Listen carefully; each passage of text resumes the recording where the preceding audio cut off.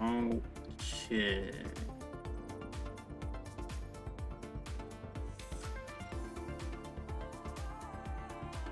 I feel like Twitch is always doing this weird thing when I launch my stream. Anyways, welcome back once again to another Girls Frontline 2 event story playthrough. This time, we're going to be in for a ride, I'm sure, because we have Florence's event story. I can only imagine the wackiness that's going to be going on with this. For those who know, For those who don't, you'll probably find out. Not that I know what this story is going to be, of course, but, well, you know, we'll find out together, I guess.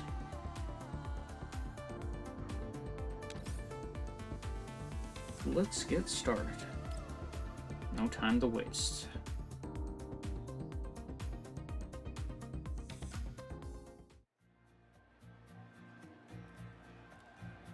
Sunlight, cheery music, the sounds of an amusement park, and Commander, I've got you now. The voice is familiar, but I can't recall the speaker's name. Oh, what will I ever do with you? I guess I'll have to help you out with this specially concocted elixir, oh so filled with love.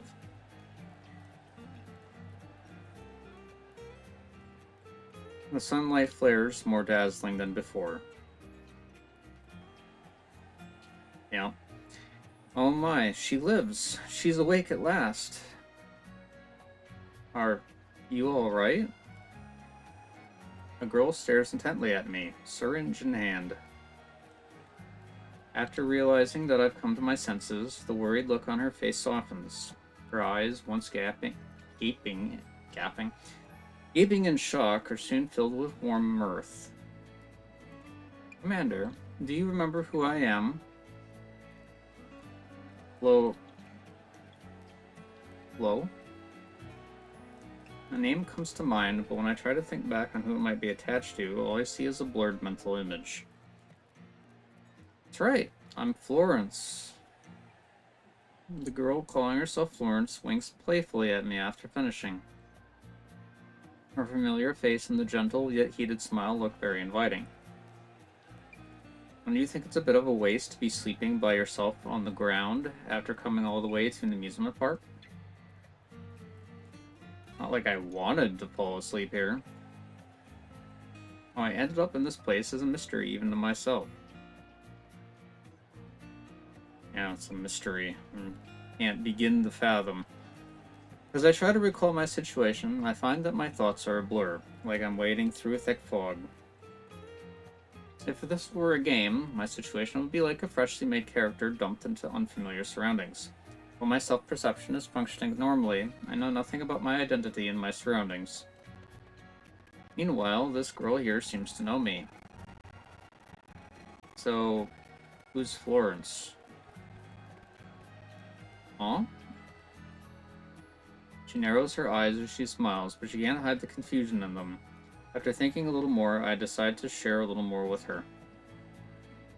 You know me very well? Also, the Commander. Is that me? In my murky memories, I do recall something about having once lived with many dolls. Or rather, given the way you're speaking to me, does that mean we've worked together many times before? Oh my. You're serious, aren't you? Oh dearie me. My, don't tell me you've gotten so used to playing dumb around dolls that it's become a reflex. Judging by her reaction, she seems to be disappointed that I asked that question. The air seems to freeze up, and Florence steps forward, placing a hand on my forehead. Body temperature normal, pulse normal, all vital signs normal. You're perfectly healthy, or at least your body is. Saying so, she cups my cheeks in her hands, bringing her face closer and closer to mine. I see. It can't be helped then. It is only when she presses her forehead to mine that I can clearly see the heart-shaped pupils flashing in her eyes like a lighthouse.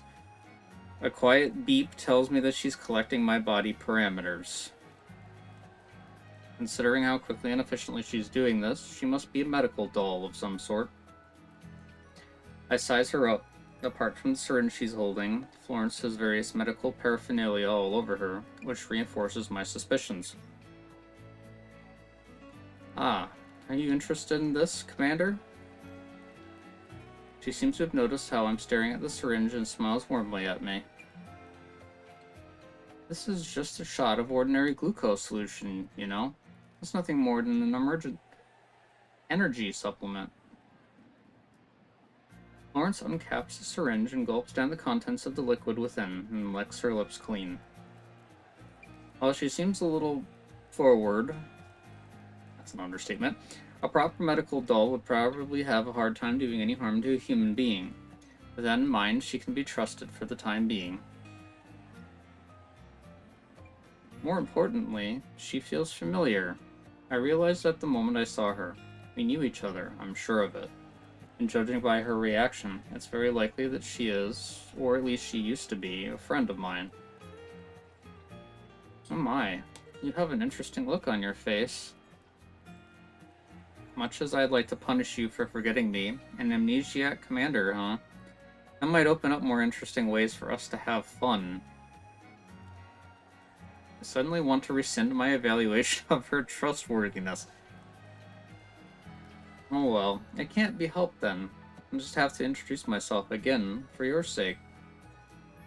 My name is Florence, and as you can see, I'm the manager of this amusement park. For the time being, of course. And right now, I'm your caring and reliable guide as you travel through it. A manager. This seems somewhat different from the impression I formed of her in such a short time. Even though you're a medical doll, medical dolls can do many things. She doesn't elaborate and returns to what she was saying earlier. As for calling you Commander, well, many people have called you that, but if you don't like that form of address, shall I call you something else? Like, dear customer, mistress, senpai, boss, or caretaker? Why do these titles sound more and more familiar? Or are you saying you'd prefer that I call you Darling? This doll that I've met less than 10 minutes ago flashes me a coquettish smile before sliding up to my ear and breathing into it with a hot, moist whisper. I reflexively take 2 steps back, drawing away from her. I'll pass. Just call me something normal, like Commander. Alright then. If you say so, darling. She smiles playfully at me. Now then, since we've gotten you up to speed, shall we begin our tour? Florence grabs my hand with a certainty that brooks no refusal and drags me toward the amusement park. Wait, a tour? Do you really only come here to sleep, Commander? Much as I would like to give her a concrete answer, the insides of my head are still murky, and I cannot concretely state the reason why I came here. What I can be sure of is that it definitely was not just to play around. No matter how hard you think about it, you won't be able to leave, right? I can't leave. What does that mean? As for what it means, you'll find out in a bit. In any case, I'd recommend that you just relax and enjoy yourself for a bit. Who knows? Perhaps your real objective might be hidden in there somewhere, no? Florence doesn't bother waiting for a response and heads into the amusement park. Flower petals and ribbons suddenly appear in her wake. The sound of lively music grows louder and louder. The colors grow more intense and seem to throb in my head, making me feel a little dizzy. All this seems to be the prelude to some bizarre and psychedelic joke. Just real quick. Sorry. sure that my stuff is still okay. Never know, I don't want to go through an entire stream and my audio isn't being picked up by OBS. That would be awfully annoying.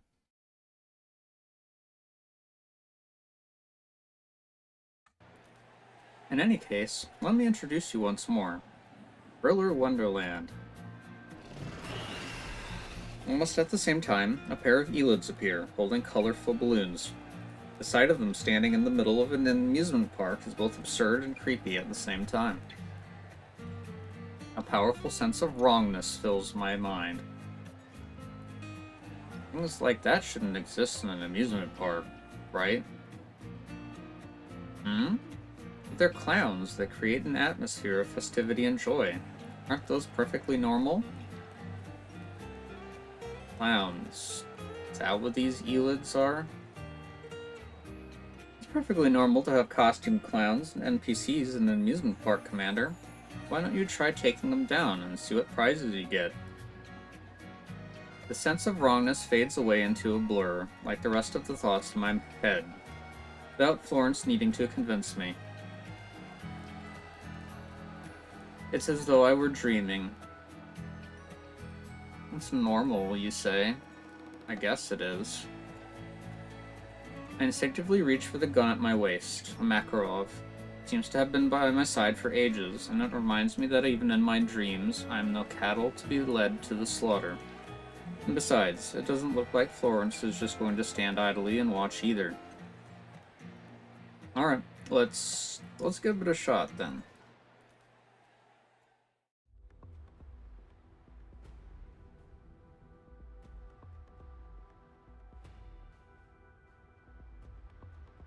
Oh god.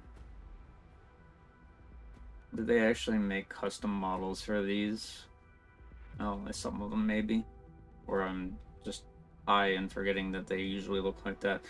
That's also possible.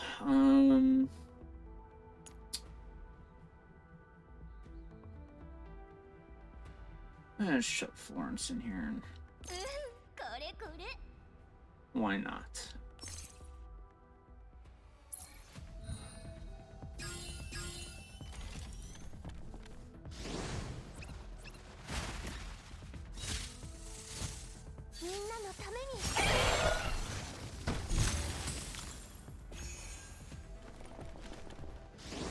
It's always fun when the death screams of the enemies just overlap. It's multiple dying at the same time, and it makes it like 3 times as loud as it usually is.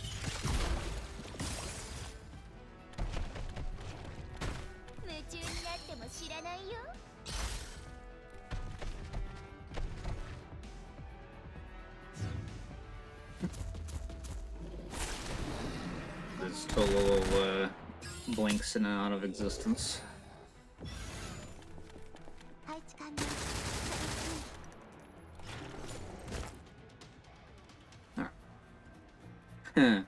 Well done, Commander. The clowns were so eager to meet you right after entering the amusement park. Surely they must have goodies on them. Ah, look! A gift from the clowns. A stamp book. What a marvelous stroke of luck, Commander. You should hold on to it. A stamp book? I look at the stamp book in my hands. Cover shows the amusement park. When I open it, I see little blurbs about the various rides and attractions. There's also a blank grid for stamps with a translucent chibi depiction of Florence's face as a background. This amusement park... The sense of oddness wafts through my consciousness once again, but just like before, my befuddled mind ignores it. Something wrong? I look past Florence and examine the amusement park again, but I don't see anything unusual. No, it's nothing. I'd like to ask, what's this stamp book for?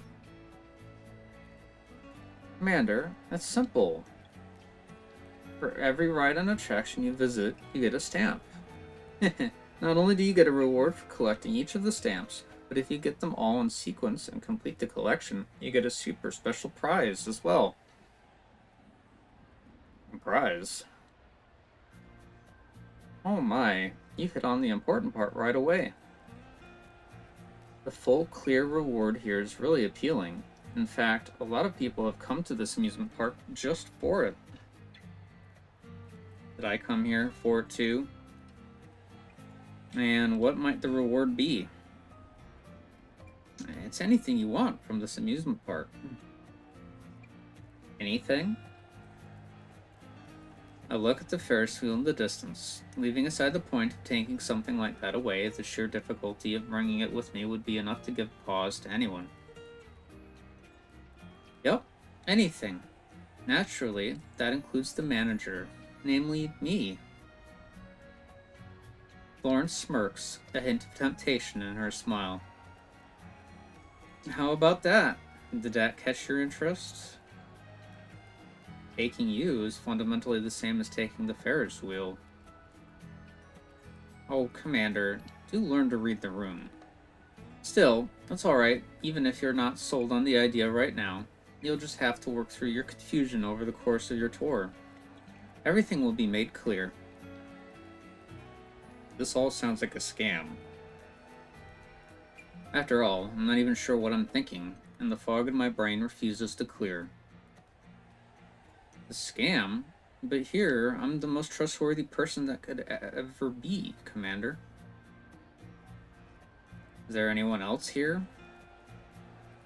I look around. While this is supposed to be an amusement park, it looks strangely deserted. Of course there are. Our establishment is very popular.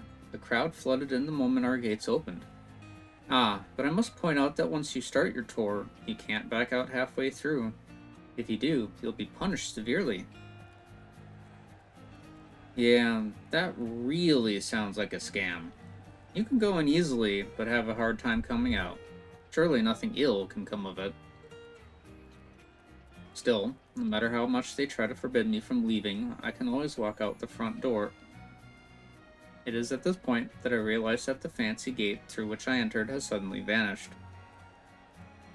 In its place is a structure that seems out of place in an amusement park. Beyond it are high walls that stretch as far as the eye can see. Don't worry, it's fine. After all, you were extra lucky today and got a guide in the form of me, the manager. And we could traverse the whole amusement park together. Florence continues with her exaggeratedly enthusiastic spiel, like she hasn't noticed anything strange at all. There are far too many abnormal things going on, and after finding myself surrounded by so much wrongness, I decide to abandon my struggles and accept it all. No, I don't plan to hire a guide. Hiring me as a guide is free, you know. I might end up paying for it anyway. That's so mean, Commander. Visiting an amusement park by yourself is very lonely, you know. Have you considered that things might be completely different with me around? Florence wraps herself around my arm and flashes me a wicked grin. I'm sure a kind and harmless medical doll like myself could take care of any medical emergencies that might pop up. So you've gone from scamming to high-pressure sales tactics now? Also, I'm still the manager and have access to insider information and certain behind-the-scenes options. Cheating could save you a lot of trouble in winning the grand prize. I vaguely remember hearing a line like this in one of those anti-scam videos somewhere. If you said less, I might trust you more. However, her response is engendering a sense of familiarity in me, and I can't deny the urge to trust her. In fact, I'm starting to get the vague sense that what I'm looking for is inextricably tied up with her. Still, if we travel together, it's decided then. Florence cuts in excitedly before I can finish speaking. This amusement park is shrouded in mystery, and it seems the key to unraveling these mysteries is standing before me. Ah, what a refreshingly direct decision. Now then, our odyssey through Thriller Wonderland begins now.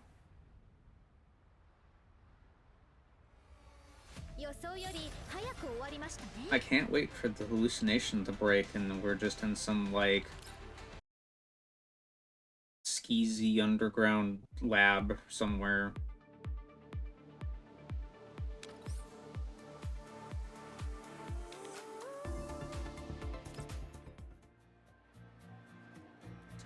A massive steel structure looms silently before us. Its metal rails flow smoothly and aesthetically, incorporating steep drops, hard turns, and dizzying spirals, and even a 90-degree direct downward descent. It gleams with a metallic sheen in the sunlight, resembling nothing so much as a tangle of barbed wire. Even the launch mechanism is designed to look like some vast, ferocious beast with its distinct and sharp angles. It's not hard to imagine what kind of sound its engine will make. Ta-da! Commander, come look! This is our most exciting attraction, the Heartbeat Accelerator 9000. It's not over 9,000 though. Granted, it looks quite impressive, but in the end it's just a roller coaster. Looks like this is the first item on our itinerary. Florence drags me over to the ride entrance, where the patrons are gathered. So there really were other guests here. Strangely enough, despite not having seen any other patrons on the way here, there's over 10 people waiting in front of the ride. I told you, right? Well, we can't compare to Neeland or Bro's World. It's not as though this amusement park is a ghost town. However, there seems to be a strange mood in the air, unlike the festive atmosphere I was expecting. In fact, judging from the looks on the guests' faces, this strangeness seems to have been going on for some time now.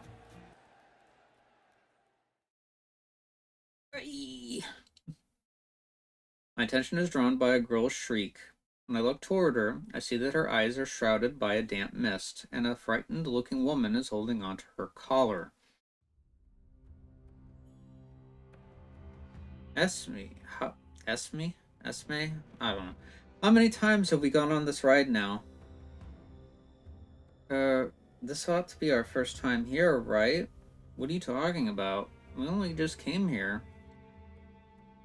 No, this definitely isn't our first time here. The frightened woman grows more afraid of it after that. Her grip tightens unconsciously, causing Esme to groan in pain as she starts having trouble breathing. Let go of me. I can't breathe. Right, Brian. This is only your second time on the roller coaster. She falls silent and lets go. Esme slowly slumps to the ground. But in the next moment, the frightened woman's eyes go wide again. But I've been on this ride countless times. It can't be. I can't be the only one who's realized this. Hey, Muriel, Pauline, you've both noticed, right? She casts her eyes around helplessly like she's fallen into water and clutches at the surrounding people like they're life vests, shaking them hard and begging them for a satisfactory answer. I mean, surely it's no big deal if she's already ridden the roller coaster before, right? If you enjoyed the ride, then going on it several more times surely wouldn't be an issue. Oh yes, you've ridden it with me a number of times. After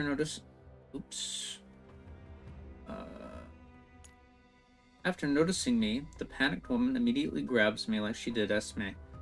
And you! But after seeing my face, she becomes even more frightened. No, you... Who are you? I've never seen you before. What a coincidence. I've never seen you before either. Not only have I never seen this woman before, I don't know anyone here apart from Florence. There isn't even a hint of vague familiarity like what I got from her. I mean, this is our first time in the amusement park, right? In that case, not knowing and not having seen each other before would be perfectly reasonable. Although, I have no idea how you know my name, even though we clearly haven't met before. What? You don't know me? You don't know who I am? Should I know? I'm Mia. We've been on this roller coaster before. Do you really not remember? And that smiling manager over there, she's been guiding us here over and over again. We're stuck here. Do you not know that? Esme looks troubled. She clearly has no idea what Mia is talking about and looks at me in confusion. And I know all kinds of things about you. Hey, do you remember Esme? We used to work at Mangi. Right. Right. As the park manager, I'll take care of this. Before Mia can finish, Florence steps into the dispute like she's going to put an end to it. Calm down. This isn't a big deal, is it? Huh.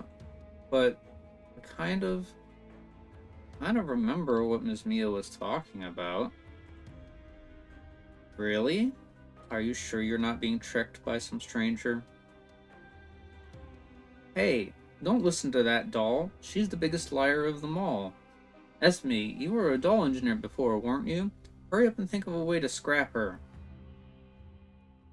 Esme glances at Florence in a panic and then looks incredulously at herself. Oh? You mean me? Oh no, that won't do. Attacking the manager is against the rules, and you'll be punished for it. You too. Think of something too. Pauline, the mission failed and it's your fault. It's all your fault. Mia turns, but just as she's about to rush toward another nearby woman, Florence blocks her path. Right, that's enough for appetizers, don't you think? Once again, Florence interrupts Mia's hysterical outburst.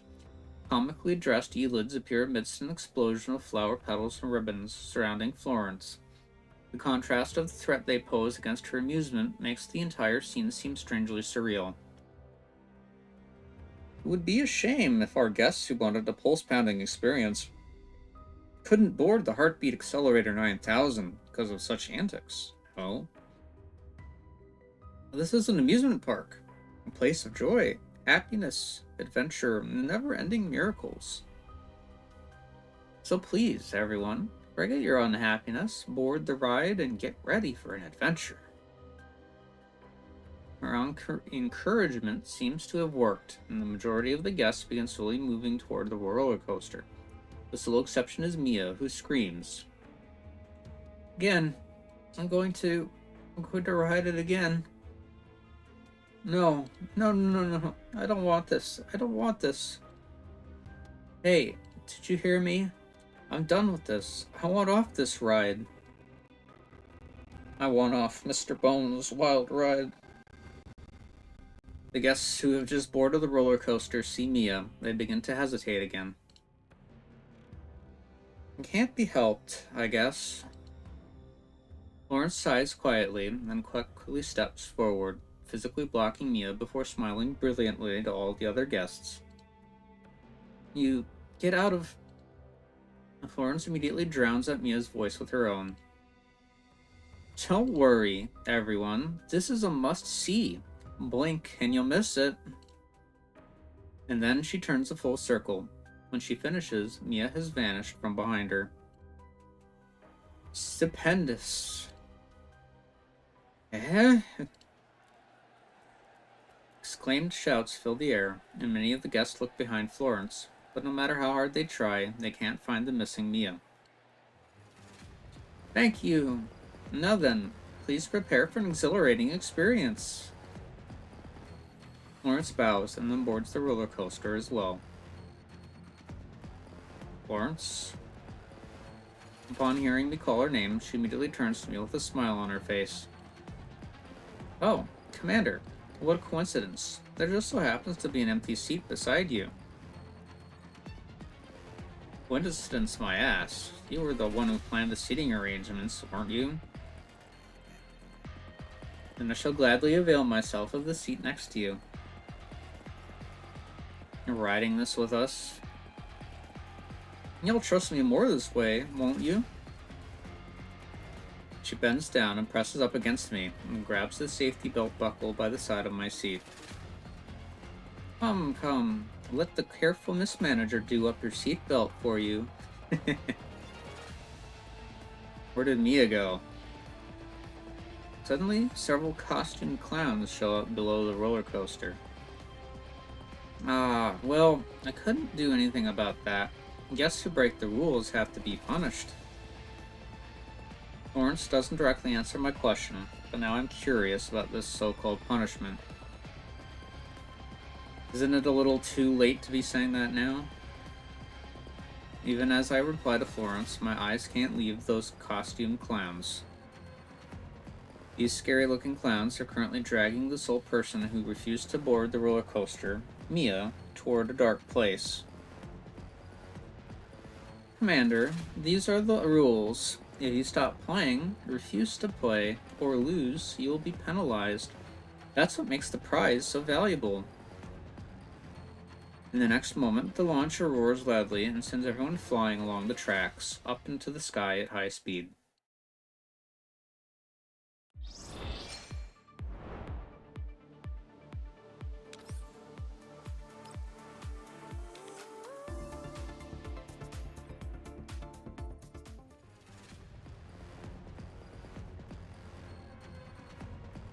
Well, I'm sure you can imagine a roller coaster scream here, but I'm not doing it.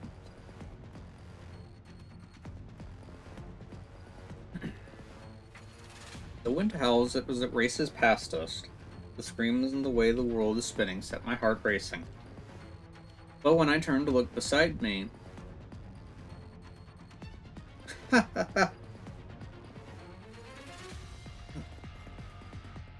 Yes, ha ha ha ha, indeed. This feels great. Florence is laughing excitedly. Ah, so you were peeping at me too, Commander. Florence glances to her side, and as I realize that she looks far more excited than before. Have we taken the roller coaster together before? For some reason, all this seems strangely familiar to me, as though I've gone on a ride like this in an amusement park a long time ago. Do you remember it last, Commander? It just feels familiar. I'd like to ask a question. Is it possible that Mia wasn't crazy and that what she said might be true? Just like what Florence said about knowing me and how many people called me Commander. Esme might have been like me and forgotten many things, while Mia might be like Florence, knowing more about the situation. However, she had chosen a bad way of expressing herself. Perhaps she had experienced something that caused her to have a breakdown and made it hard for her to convey what she knew. Commander, do you need to think about this question right now? Is there a reason I shouldn't? Florence smiles wickedly.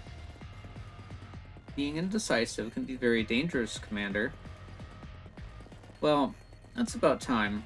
The highlight is coming up. Here comes the surprise. As she finishes speaking, the world turns black before me. The screams are far more hideous than before, and it's definitely not just because of the sudden darkness. Are we inside a tunnel? Blur! Ah, Mariel, where are you? I can't see you. The air suddenly turns damp and fills with the sickly sweet scent of rust. In the darkness, the glint of light reflecting off metal winks in and out of view. Ladies and gentlemen, dear guests, I'd like to inform you of an upcoming surprise. Everyone will be enjoying a special play experience. In contrast to the others, Florence has stood up and is loudly shouting amidst the strange atmosphere. All your safety harnesses have been undone.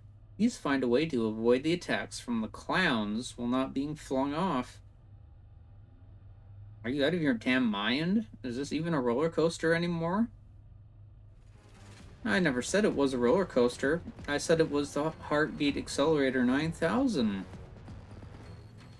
Everyone, myself included, grips their armrest tightly. Ah! The sound of ripping and tearing flesh fills the air. I duck reflexively and narrowly dodge a flying chunk of ruined meat that splashes still warm blood on my face. No, if you factor in the sound of the wind in here, these things in the tunnel are...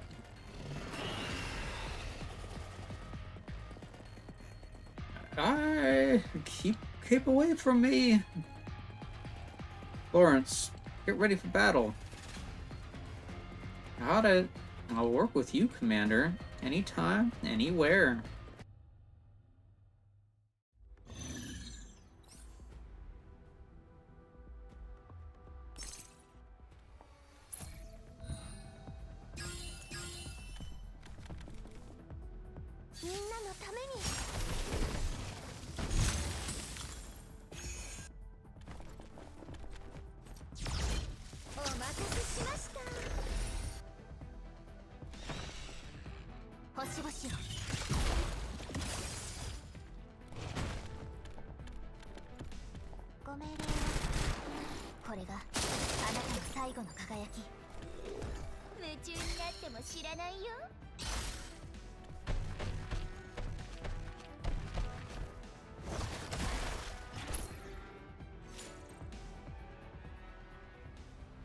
Now then, congratulations to all you players for completing a course of the Heartbeat Accelerator 9000.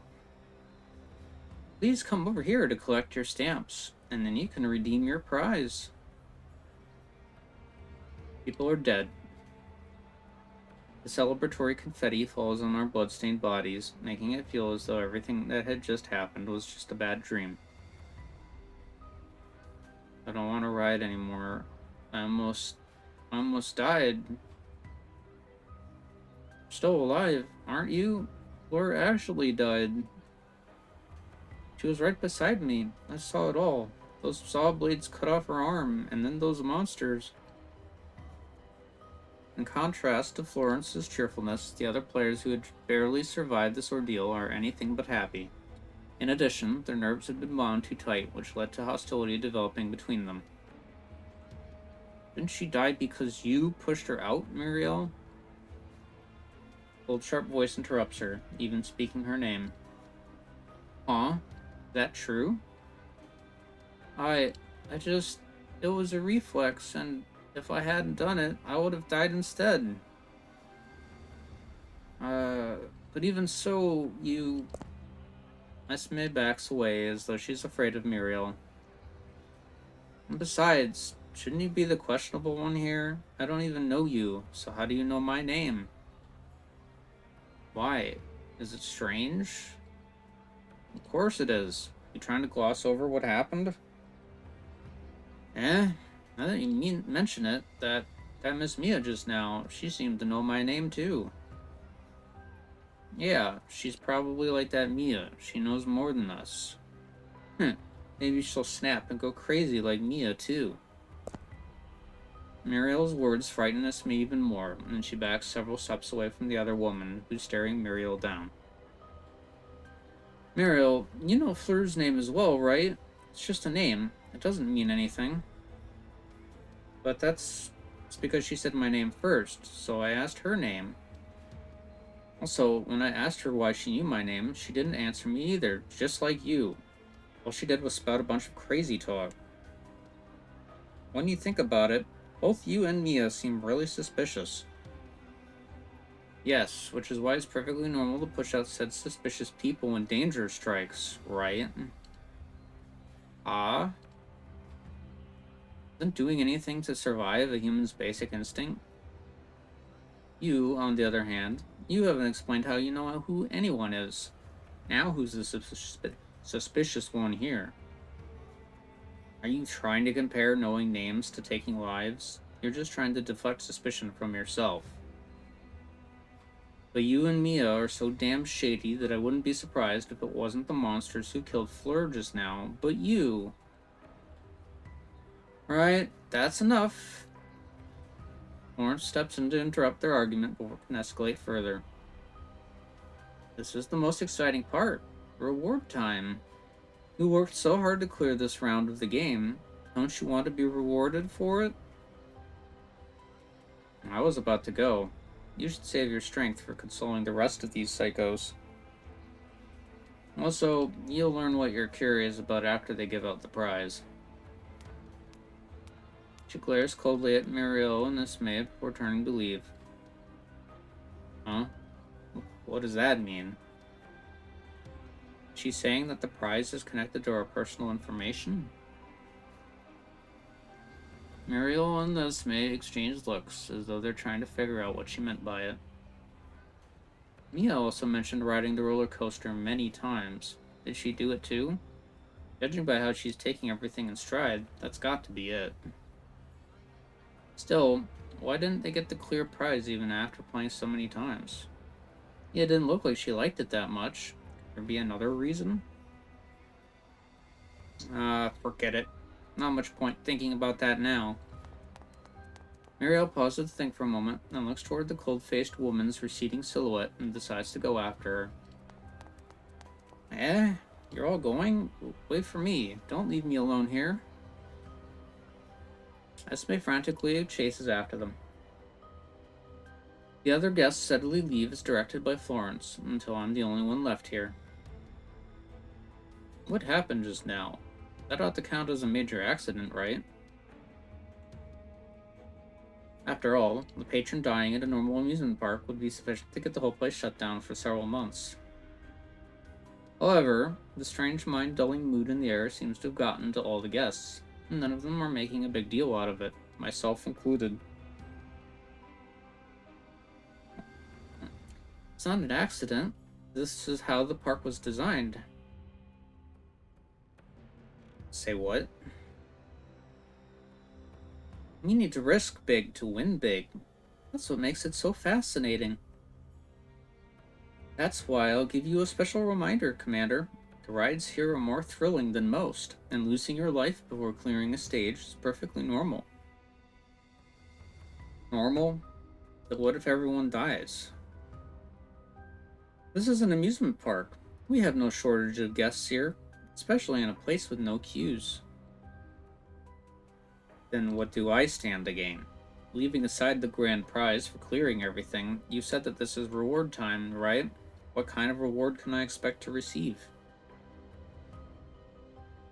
Commander, before I answer your question, there's something I'd like to ask. Why do you think I wanted to keep you here by yourself? Florence doesn't give me a reply, merely tugs her top open and reaches into her bra, like she's looking for something. What are you doing? I reflexively take a step back. You know what reward means better than I do, no, Commander? Florence spreads her arms and takes another step toward me. Hang on. Answer the question. You want to know what I'm doing, Commander? I'm just giving you a special reward. So what the hell is this reward, anyway? Honestly, who would even feel rewarded in a situation like this? I could think of a few people. Come to me. I can't do anything to you when you're so far away. Florence's words are syrupy sweet, but she can't hide the undertones of danger in them. In fact, I take another step back upon hearing them. Please collect your reward. I hear a weird voice from behind me, and my hand immediately goes to my gun. Wait, they can talk? Aw, don't be so tense, Commander. This is an amusement park after all, a place of fantasies and stories. Surely nothing that happens here should be considered strange, right? I don't think you can write everything off as normal just because this place is an amusement park. Please collect your reward as soon as possible. The weird voice continues, urging me to claim my so-called reward. Can't you speak plainly? What is this special reward, anyway? Before I can react, Florence steps up, looking more anxious than me. She grabs my hand while placing her other hand on my cheek. What is it, indeed? Just give it a try, and you'll find out. Florence's hand slowly approaches my mouth, and then she extends a finger to caress the corner of my mouth. Come now, open up. You don't need to do anything, Commander. Just let me service you. Florence's finger probes deeper, penetrating my lips. And then she pops a capsule into my mouth. What did you feed me? I told you. It's a special reward. Don't spit it out, okay? Swallow it down. There's a good commander. Florence reaches out to cover my mouth and forces it shut. Meanwhile, the two clowns urging me on slowly leave, as though satisfied by what has happened. How's that, Commander? Are you happy with your reward? Florence smirks like a cat who got the cream. Do I look happy?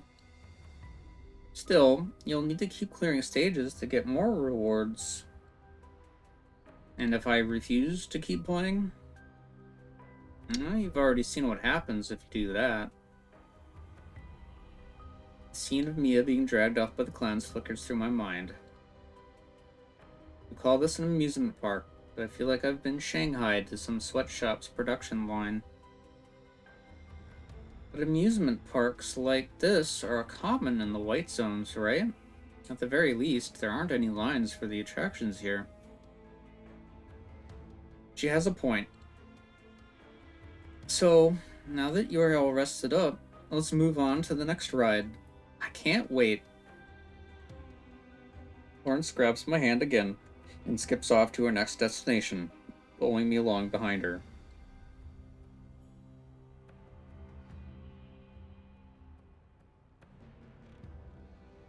What's wrong, Commander? This is... What's this? Commander? Is something wrong? Florence brings her face up to mine, expression filled with concern.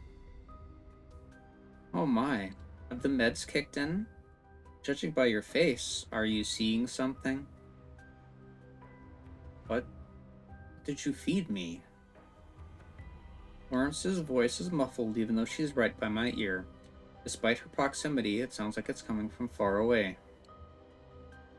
It's something that'll make you very happy, but be careful, Commander. Don't let yourself get lost in the illusion.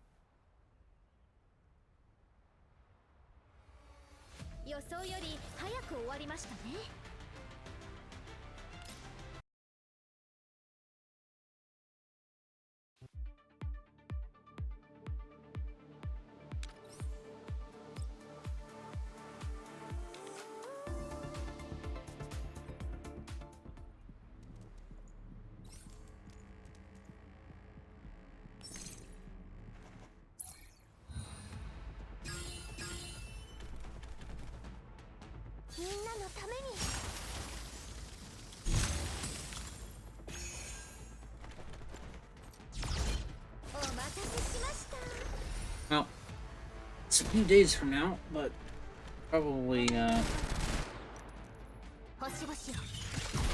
will be on stream around the time. But hopefully you guys have a good Halloween, considering this stream is done on the 22nd of October, so...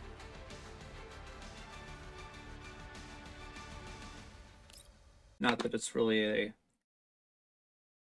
holiday that is celebrated by adults much anymore. I don't know, some do. I don't.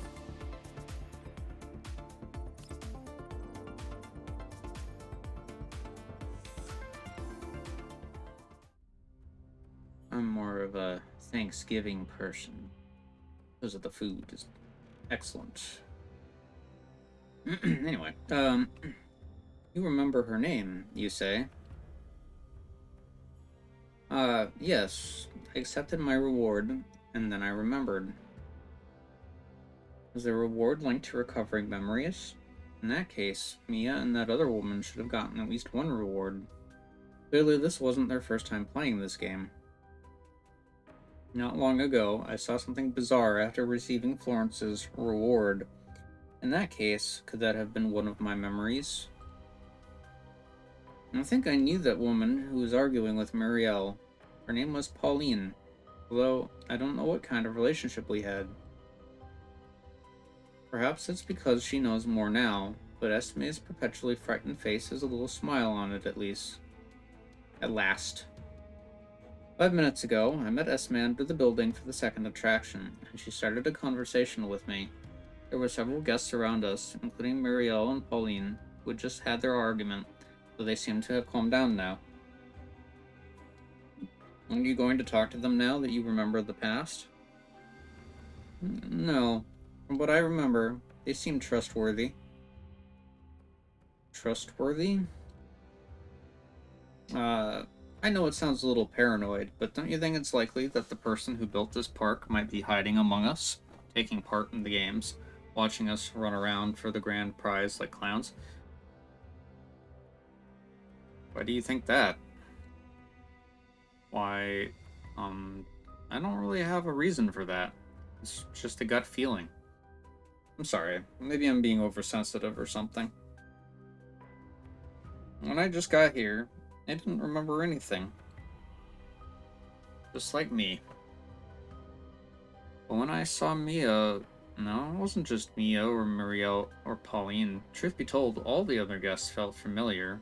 Oh, apart from you. Felt familiar? Oh, question mark. I found myself glancing at Florence. She's the only one here who definitely feels familiar to me, and she's eagerly setting up the next event. When Esme speaks again, I quickly turn my gaze back to her. Getting that reward just now only made me more certain of that. Not only did I remember their names, I even began to recall snippets of memories from when we spent time together. And judging by their reaction, I think they've recalled a lot, just like me. Suddenly realized why she chose to talk to me instead of the other two. So your memories include everyone, but not me. Is that it? Let me think. What you're saying is that it isn't just you, but also Pauline and Muriel who don't remember me. In other words, that makes me the most suspicious person here. It's a perfectly reasonable deduction. It makes so much sense that even I'm beginning to doubt myself. After all, the only person who feels familiar to me here is Florence, the park manager. So, did you remember anything after receiving your reward?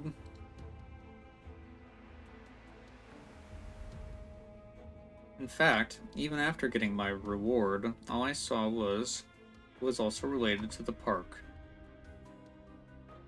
I remembered some things too, but you weren't in my memories.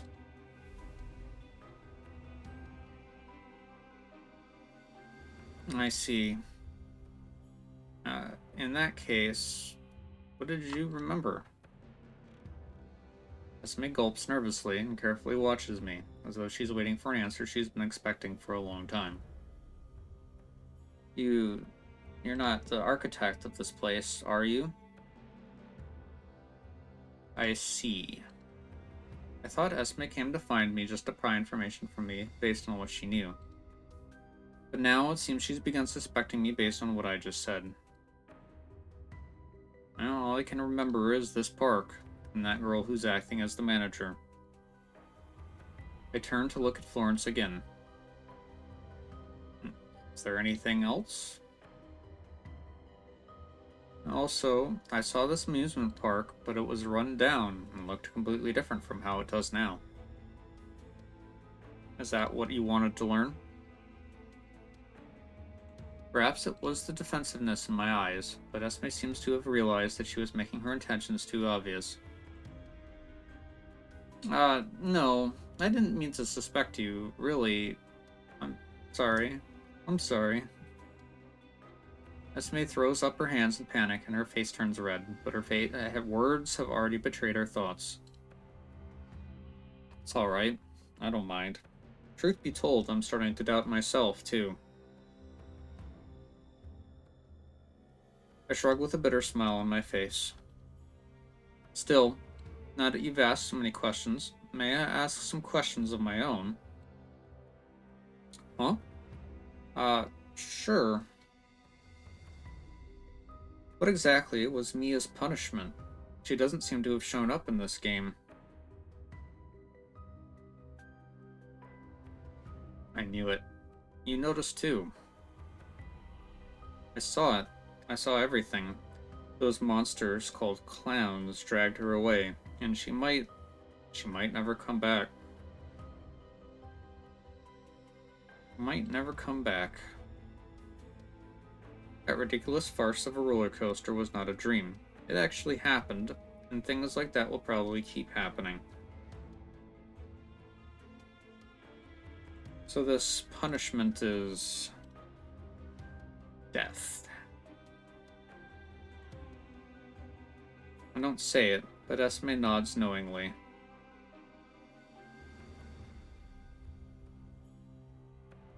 Perhaps, if the number of guests goes down, we might have a hard time even if we want to work together.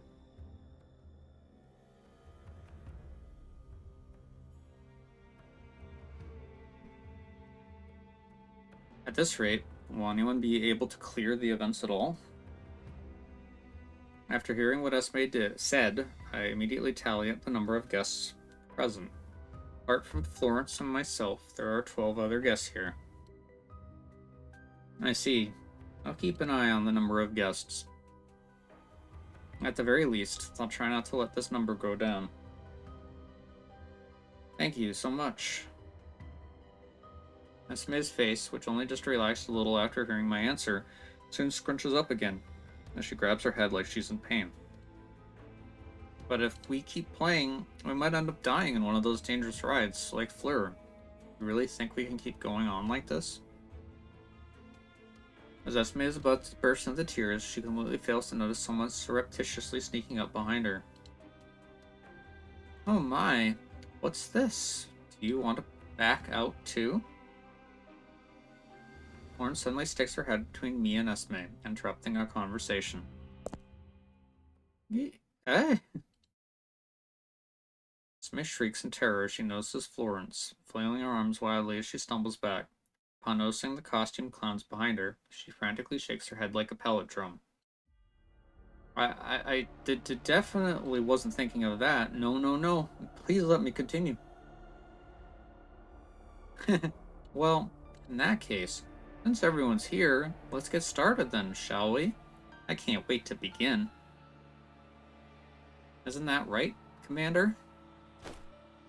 Florence laughs and inserts herself between me and Esme, and then wraps herself around my arm. Dear guests, thank you for waiting. And now our next attraction, Sweet Startling Night. In contrast to the festive feel of the rest of the park, a creepy building that is clearly out of place here looms before the guests. The mottled, peeling exterior is covered in rusty metal ornaments, as though it's been exposed to the elements for centuries. The main door slowly opens toward us, and the pink sign above it falls as the wind blows. Inside the building is a fathomless darkness. Isn't that just a haunted house? Oh, this is no ordinary haunted house. It offers thrills beyond your limits, enough to make your adrenaline levels spike. Florence pirouettes in place, and the clowns beside her obligingly scatter confetti and ribbons. Unfortunately, the audience seems entirely unmoved by her introduction, only staring nervously into the haunted house, or hugging themselves as they stand off to the side. Well, at least nobody's trying to back out this time round. Good. We saw what happened to Mia after all. Yeah, if we play, we might not end up like Fleur, but if we don't play, we'll definitely end up like Mia. I'd like to ask, will there be any surprises halfway through, like last time? Of course. We've raised the stakes in all of our attractions to properly welcome the guests to our park. In addition to the usual scares in the haunted house, there will be ghosts present who will take the forms of people you know and talk to you. Still, you don't have to be too worried about them. Just don't let the ghosts lead you astray. What happens if the ghosts take us away? Who knows? I guess they'll have a good meal. A look of disgust crosses Muriel's face as she realizes what Florence means. But looking down on me. I won't die here. Saying so, Muriel enters the building. She's soon followed by the others. Looks like we're the last ones, Commander.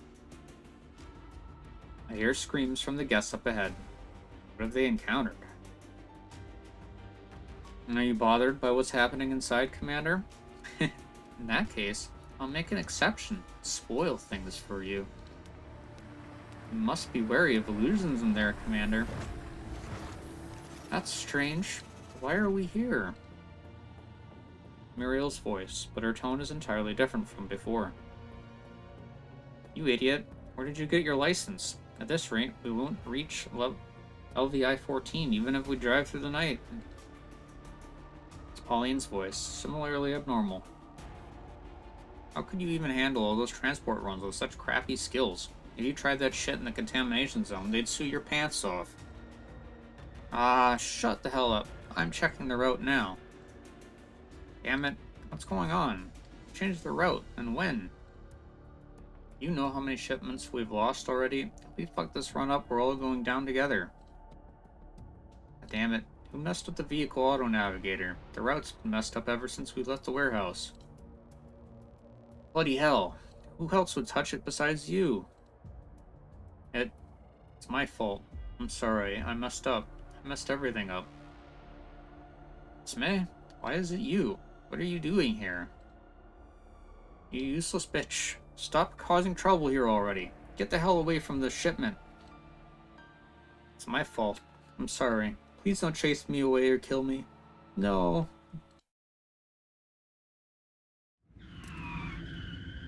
The mix of voices gradually fades away. As the shrieking of brakes fills the air, I finally see what is before me. The interior of the haunted house is as expansive and as barren as the wastelands. There is a heavily battered transport truck stopped here. So they were all on board? I slowly approach the truck, but a pair of hands grabs my arm. Don't go over there, Commander. The very next moment, a familiar form smashes through the windshield and hits the ground hard, rolling to a stop at my feet. I'm sorry, don't kill me. No. Ah! Smee screams. Blood covers her face, preventing me from seeing her features clearly, and instantly snaps me back from my entrancement by those seemingly real voices. Right after that, several armed men jump down from the truck before us. They aren't Pauline or Marielle, but look more like Mangie's security troopers. Is this what you meant by costumed ghosts? Nope. Not even I can help you cheat in this event, Commander. It's her. That's her. She's the fake. Kill her. The Mangi troopers speak in Muriel's voice. They point to Esme, who's lying on the ground, and raise their guns. Now then, Commander, how can you tell which of them is a ghost from the haunted house? Just as Florence finishes, a hail of gunfire blazes at us. Florence, get ready for battle. I've been waiting for this.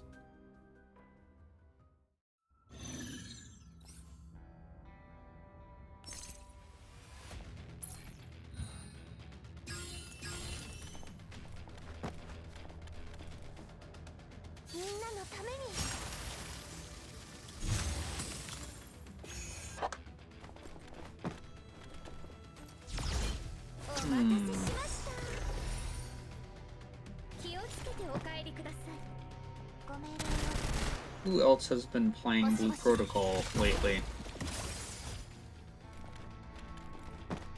Came out, what, close to a week ago now? According to this stream date.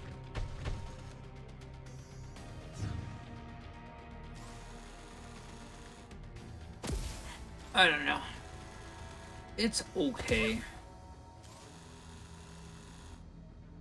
But it really needs, like, an entire desert's worth of polish. At least I have heard of the circumstances behind how the original development team kind of abandoned it and got picked up by a Chinese company and etc. But yeah, it's just like writing is really rough. After fighting off the ghosts, I look around, but I don't see Esme anywhere. Esme? I ask my question in the direction where the voices came from earlier. There is no reply. Those people, are they all just illusions? As I ponder the question, I hear Esme's scream from a nearby room, which confirms my supposition. Stay close, Florence. Are you worried I'll get lost too, Commander? Right after that, I hear Muriel's scream from another room. More and more strange noises start coming from the nearby rooms, which is actually strangely reassuring. It's like those people from just now really were just illusions. But then why would I be seeing things regarding those people? Commander? Earth to Commander? Come in, Commander. Right. I'm here. Still, as the park manager, you should know this place very well, right? Worse. I'll make sure I bring you safely out of here. Florence suddenly grabs my hand. What happened just now was too dangerous. Stay with me from now on, alright, Commander? I follow Florence forward. Our path this time is clearly different, with hardly any obstacles. We turn several corners before finally arriving in a large, spacious chamber. Be careful of illusions, Commander. There is a truck in the middle of this room as well. Florence, what is the meaning of this? I point to the manga uniform beside the truck. It's for you. Your clothes got torn during the previous battle, so I got a new set ready for you. However, I didn't have any spares, so I had to use some of the costumes from the costumed ghosts. It's clean, though. Florence smiles and hands me the bundle of clothes. My clothes, when did they get damaged? I look down, and sure enough, there's a huge hole there at my waist, although I don't remember when it happened. Honestly, are you waiting for me to dress you, Commander? Florence immediately steps forward and reaches out to me. No thanks, I can do it myself. I deflect Florence's hand, but take the clothes from her. A voice which sounds just like the one from before rings out from the truck behind me. Esme, what are you doing here? Wait a minute, it's not just Esme. Even all the people who went missing on the previous mission are here too. What's going on? As the noise grows, the sound of the truck's engine gradually fades. Commander, are you listening to the argument from inside? I already told you to be careful of illusions. Just ignore them, put the clothes on. We need to keep moving forward. As Florence keeps urging me, the sense of wrongness from before keeps growing. Right. Got it. I nod, reach toward my waist, and then I draw my handgun and put a bullet between Florence's eyes. Commander. As her voice trembles, she stumbles backwards and disappears, like one of the costumed ghosts that I fought off earlier. I knew it.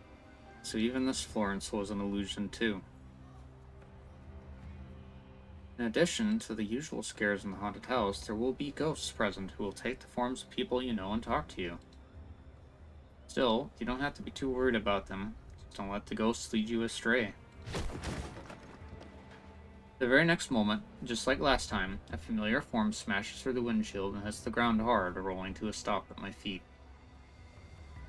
I'm sorry, don't kill me. No. Ah! I ignore this ridiculous display from before and turn away. Then I head out of the room until I find a door shining with light. Now then, congratulations on successfully completing Sweet Startling Night, dear players. Florence skips over to me, her chest bound up with ribbons into a big bow knot. When I see Florence like this, and remember what happened inside the haunted house, I feel a sense of relief spread through me. But what are you up to now? What I'm up to? It's reward time now, isn't it? The event's over, so it's time to claim your reward, no? It's over? So everyone's made it out of the haunted house? Yep, it's over.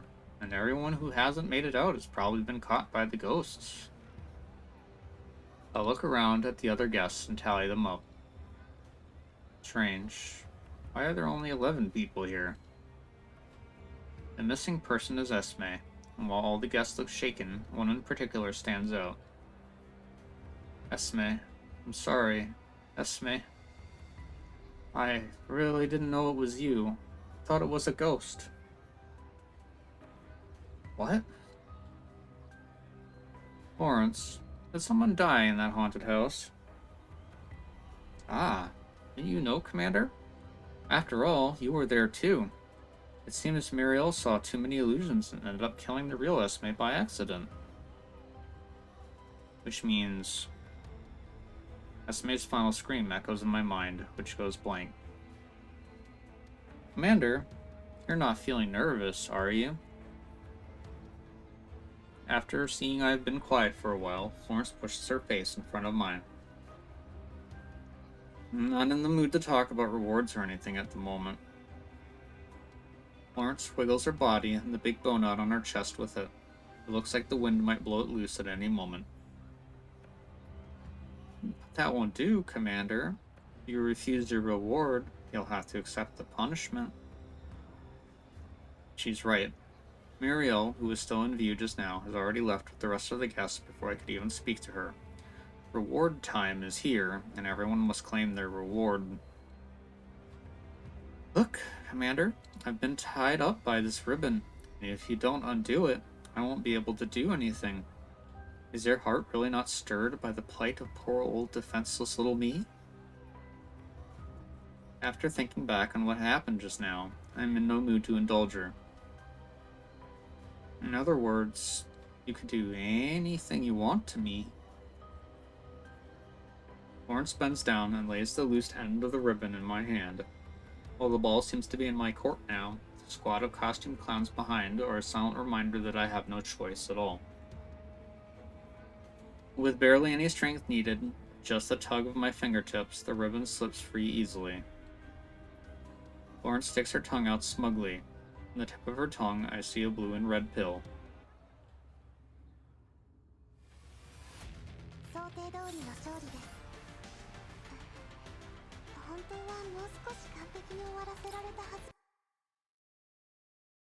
Yes, please.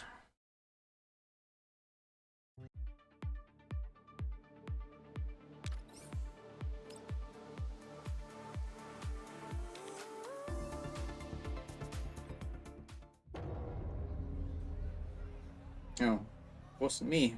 I didn't do it. The sound of a metallic crash and the roar of an engine washed through the air overhead. Unlike how proudly she carried herself earlier, the current Muriel seems a little panicked. It was you! You did it! Muriel points at me.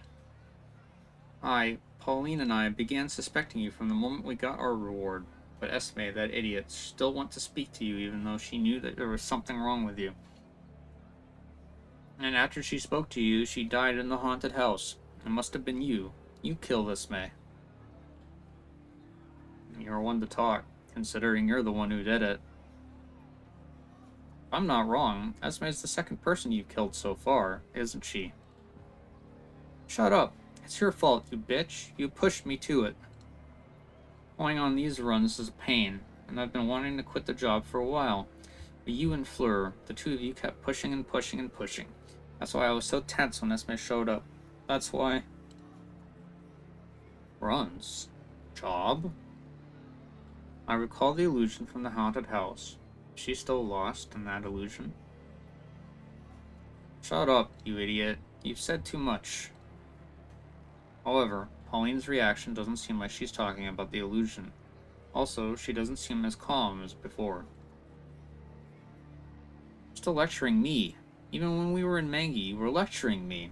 All I did was drive the fucking truck. I didn't even touch the cargo. Is it my fault that it got lost? That's why I quit Mangi. But I got stuck with this shitty assignment on my last day, and now I'm in a place like this, doing this shit over and over again. Damn it, Fleur was right. I can't believe I've done this so many times already. Told you to shut up, right? Don't forget, you killed Fleur. After seeing Muriel grow more and more hysterical, Pauline drops her with a single punch. After that, Pauline eyes me warily. Oh, don't mind me. Carry on. Did you remember anything after getting your reward? Shouldn't you put something on the table before trying to pump me for information? You heard it all just now, didn't you? That was our information. Looks like Pauline was trying to stop Muriel from talking about what they remembered after claiming the second prize. However, why is it that what they recalled resembles what happened in the haunted house so closely? Once again, I look at the nearby building. Perhaps it was custom built for these guests, who once worked for Mangi's security. Considering that, the events within would line up. Right. I have no intention of hiding it, but unfortunately, what I remember is still related to this park. Related to this park? Yes. I saw this park transform into a ruined, abandoned place, like all of this was just some dream taking place on a pile of rubble. Well, what does that mean? I know. She's the real killer. She doesn't have memories that line up with ours. There's no way that she's a friend. Esme also said everything she remembered was related to the park. Upon hearing this, Pauline eyes me warily. Don't get me wrong. It wasn't all about the amusement park. I remembered an email, too.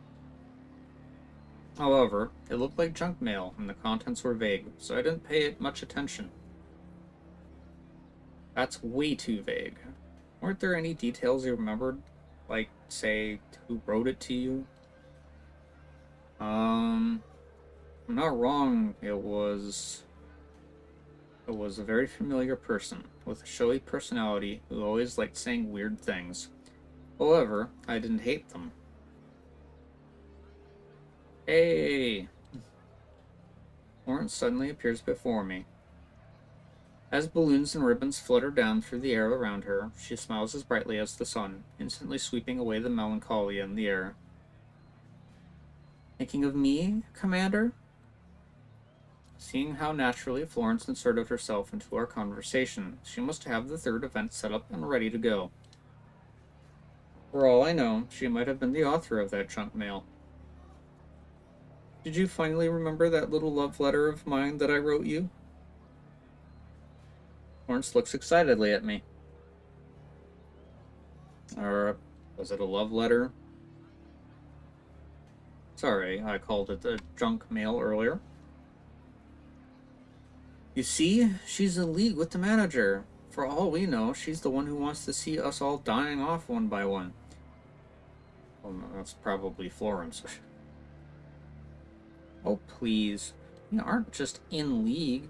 My body already belongs to the commander, you know? Wait, why don't I know this? Ah, see, Pauline? See? Florence grabs my arm, which only makes Muriel spiral harder, pointing at us while yelling for Pauline to look. However, Pauline merely looks down and waxes thoughtfully. Hey, Pauline, what are you navel-gazing about? The mastermind is right here. Just these 2 kills and we might be able to get out. I just can't keep doing this. Seems Muriel has fully accepted the fact that she has killed 2 people. Muriel, have you considered that if Esme died because she found out what's going on behind the scenes, then the fact that you're pointing and screaming like this means the next one is going to be... Huh? Muriel freezes up. Wait a minute. This isn't right. Muriel looks at me fearfully and then begins backing up. Told you, I'm not the mastermind.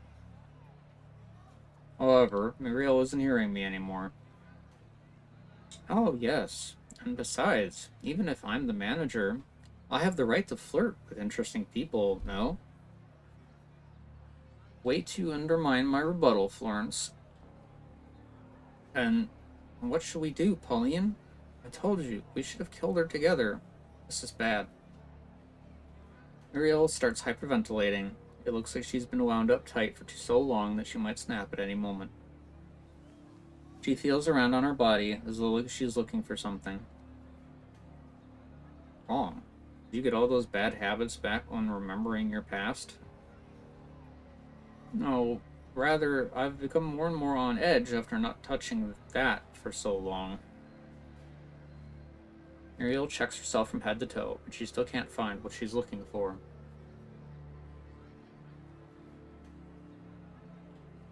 What are you looking for? Muriel gulps and shakes her head. So much for not touching the goods. You were probably having a field day helping yourself to it. Drugs, probably.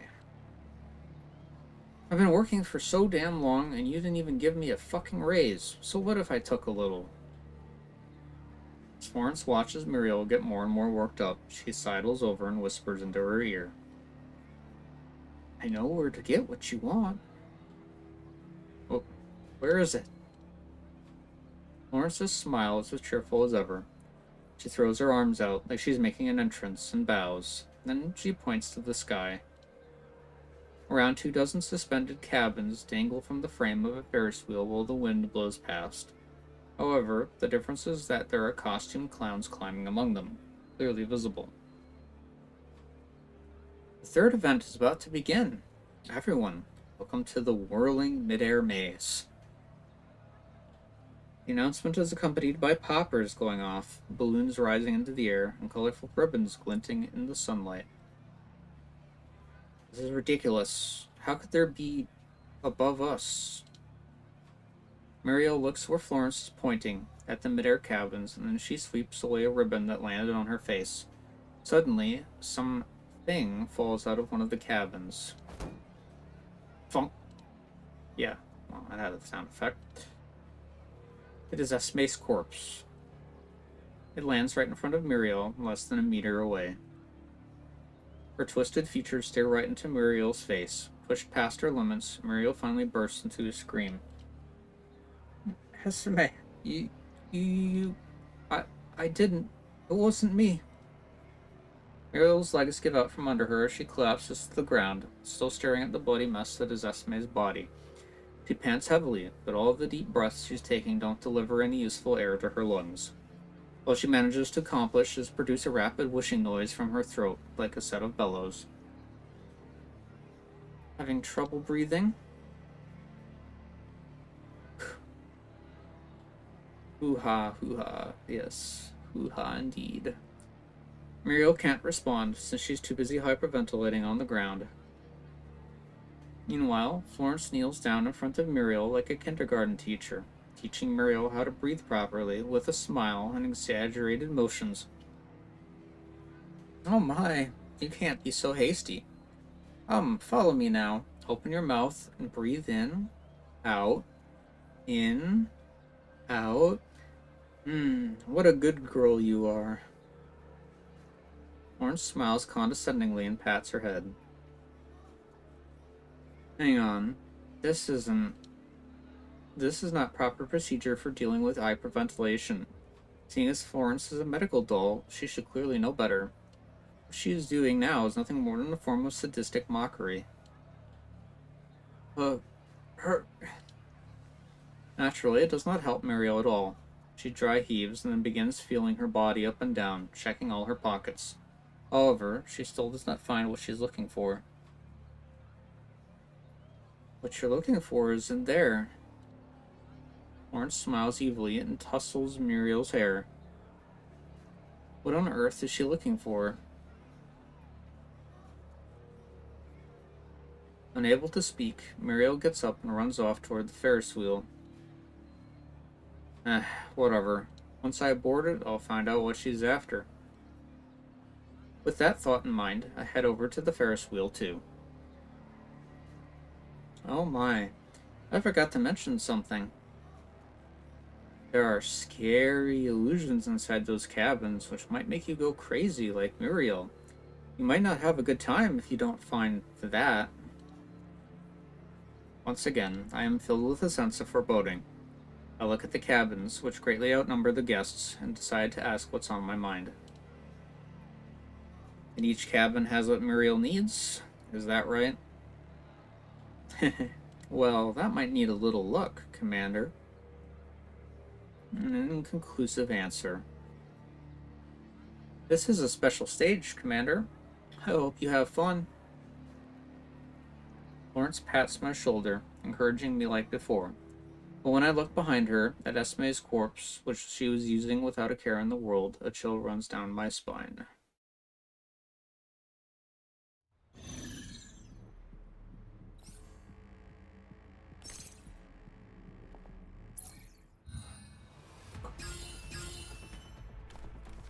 So yes, I was saying before when Blue Protocol.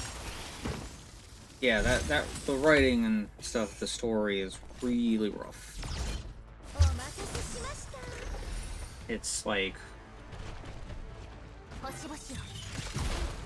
usually I kind of frown on the idea of playing a game that's like an RPG and not reading the story and just skipping all of the cutscenes and stuff. But in this case, honestly, I just don't put it past people.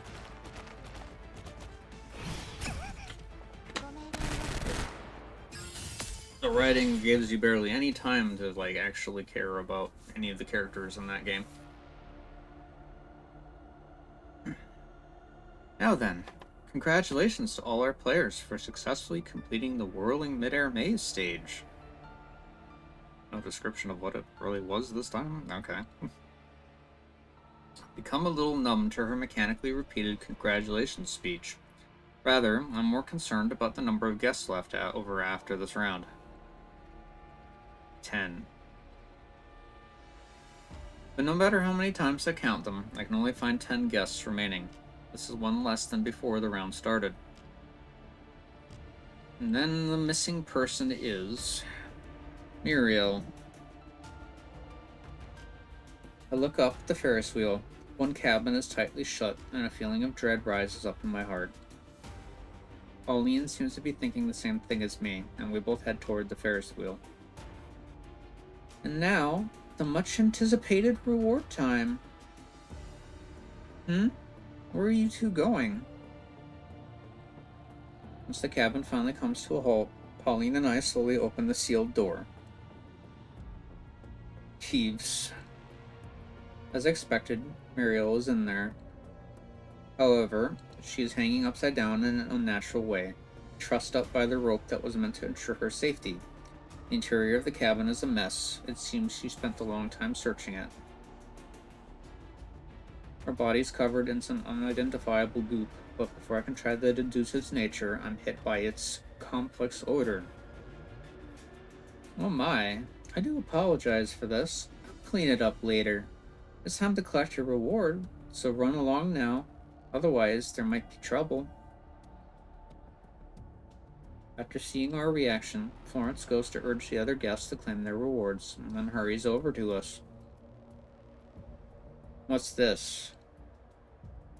I squeeze an object in my hand. It is a pink capsule that I found in my cabin seat. After considering that this might be what Muriel was looking for, I didn't use it and kept it aside. Perhaps Muriel was just unlucky and didn't manage to find the drug. Anything could happen when you have to face an enemy in a mentally unbalanced state. I saw it all.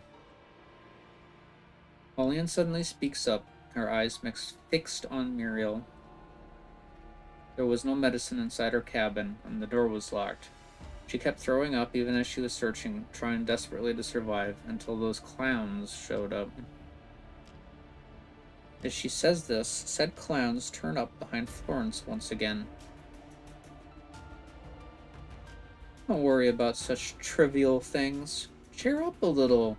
You cleared the stage, didn't you? Isn't the reward the most important thing? Once you claim your reward, you'll forget all about these revolting things. Florence produces a pair of party poppers out of nowhere and places them in my and Pauline's hands. The other clowns hand out poppers to the rest of the guests. Meanwhile, she has a party popper of her own. Bang! Florence sets hers off in front of us. The confetti flutters down on us, carried by the wind, completely out of place amidst the sounds between myself and Pauline. I understand. Pauline hesitates for several seconds, then looks at Muriel one last time before turning and leaving. Next up, lovey-dovey world for two. Commander, I promise you'll be thoroughly satisfied with this reward. Florence takes out her syringe, filled with a pink liquid of unknown origin and effects. Are you gonna jab me this time? Unlike the capsules from the previous two stages, Florence lightly depresses the syringe plunger and moves up to palpate my neck. However, after the events that just transpired, perhaps because I can pick up a hint of madness in Florence's personality, I find myself repelled by her. Huh? Florence is also taken aback when she sees that I'm pushing her away. What's wrong, Commander? Was you having fun earlier? It's true that Florence hasn't done me any harm. However, the terrible fates that befell Esme and Muriel play out in my mind again. Commander, Florence seems to sense what I'm thinking, because she steps forward and presses herself against me. Don't you trust me? She looks up, tracing a circle on my chest, like she's teasing me or perhaps flirting with me. Perhaps in the past, I might have simply written this off as one of her typical pranks, but now it all seems off. However, my moment of hesitation is enough for her to plunge her syringe's needle into me. What is this? Soon the strength has fled my body. Florence pushes lightly, and I collapse to the ground. Oh my, I'm sorry, Commander, but you seemed so insistent on struggling. I found it hard to resist the urge to do something to you. What are you going to do? Florence smiles smugly and straddles my body, and she feels around and retrieves the pink capsule I hid. I'm going to give the hardworking commander her well-deserved reward, of course, and a little extra. Please enjoy it. Give it back. Honestly, Commander, this could be considered cheating, you know. The fact that I haven't punished you is being quite lenient already. You mustn't be greedy.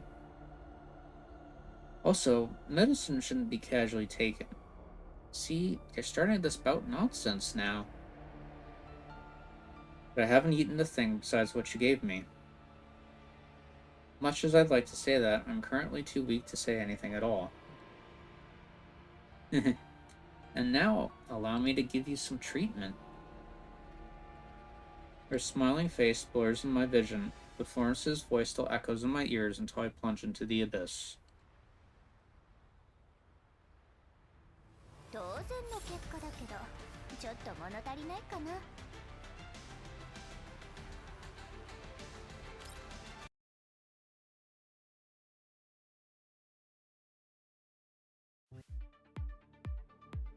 Psycho after my own heart.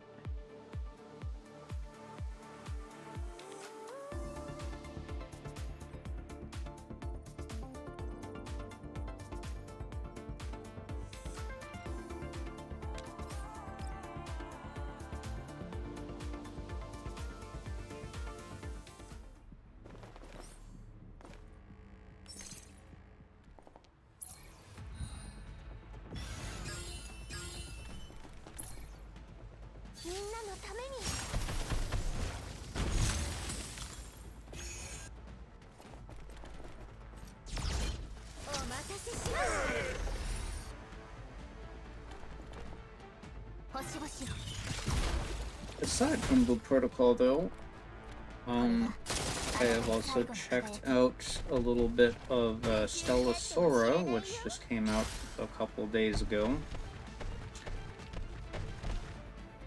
And that seems kind of interesting so far. The gameplay actually is more active than a lot of mobile games are. I don't know, it kind of reminds me of like a mix of Blue Archive with the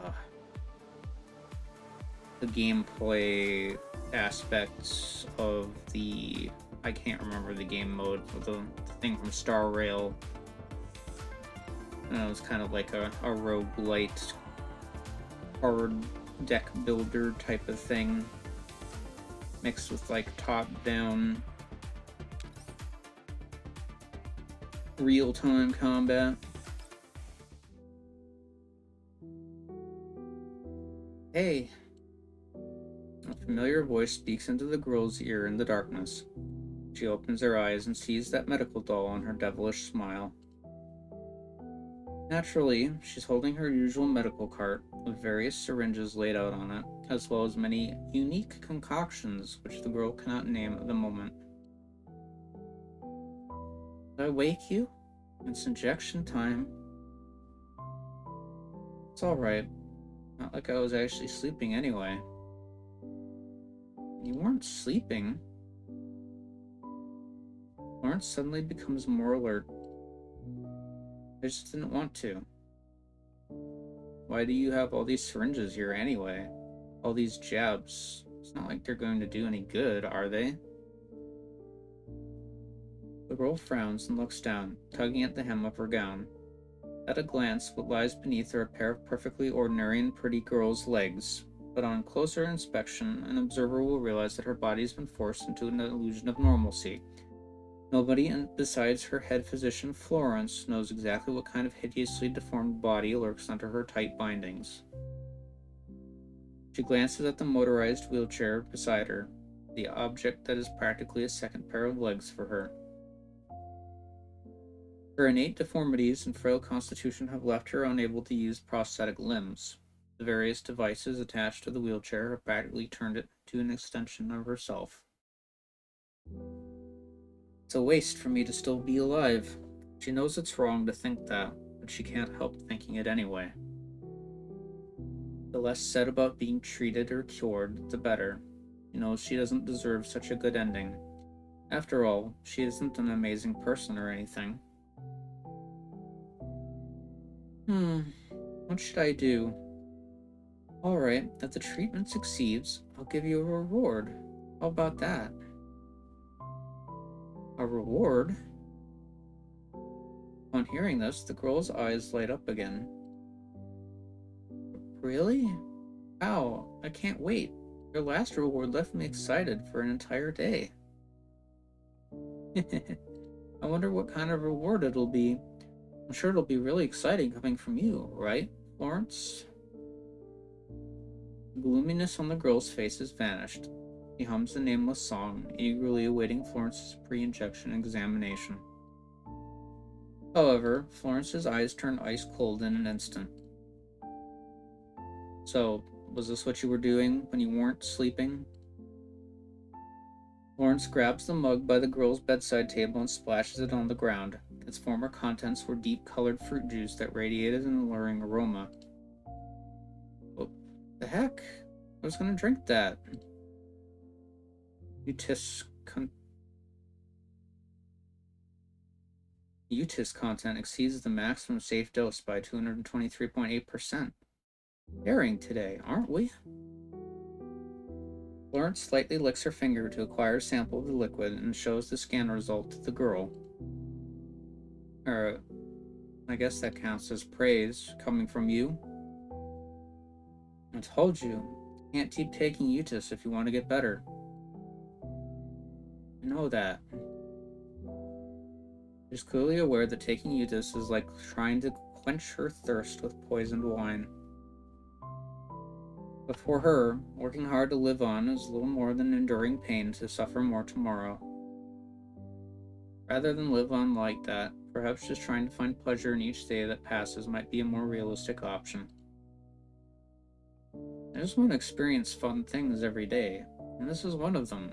You mean I can't even do that? Say, Florence, you know everyone's taking this stuff, right? It's not like this is a safe zone or anything.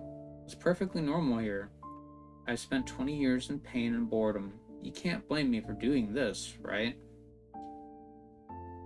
The girl's hands reflexively tighten around her knees, and she gazes ardently into Florence's eyes. I don't belong in this damn world. For people like us, simply being conscious is the greatest suffering of all. Florence does not reply. Instead, she puts away her syringes and medical apparatus. It seems this treatment session will not be carried out. When you fool your senses with narcotics, you're not seeing the real world. Only an illusion. Only an illusion? If life is an illusion, then I'm no less an illusion. And being thus, the illusion is real to me. Why do I have to be fully conscious of everything? I'm happier, more comfortable like this. I just want to feel better. I'm human, you know? I'm not a doll or an Elid. It hurts to live like this, and it's hard trying to live more comfortably. In the first place, humans can't even ever perceive the real world. All we perceive are what our senses tell us. What difference is there between the excitement and joy that I see in my illusions and what you can perceive? You see, I can enjoy living like this now. Driven by the intense emotions which fill her, the girl tries to rise, but even getting up is difficult when her lower body is paralyzed. However, the drugs she's taken have inured her to pain and weakness, replaced by a constant feed of dopamine. Did you know, Florence? This is the real miracle. My pain has all been converted to pleasure. The girl's body trembles, and she gulps down the drool that's been constantly building up. Well, I don't want to say this again. This is due to cognitive impairment brought about by your severe brain damage. Meanwhile, Florence seems to have grown used to all of this and chuckles nonchalantly. Excessive emotional outbursts aren't good for you. I hope this drug has not completely fried your brain yet and made you forget how you left Mangy's security. Saying so, Florence pushes the medical cart away and prepares to leave the ward. Wait, Florence. The girl grabs Florence's sleeve. You aren't going to punish me? Even if you don't reward me, as long as there's punishment. The girl's face is flushed and pink. There's no way to tell what she's thinking. Your body can't bear the injections now, otherwise you'll suffer great pain. So much that you might wish you were dead, you know? Or you might just die on the spot. However, this only seems to excite the girl more. Alright. She pants heavily and her breathing grows chaotic. Really? Oh, I'm curious. I want to know just what kind of pain that would be.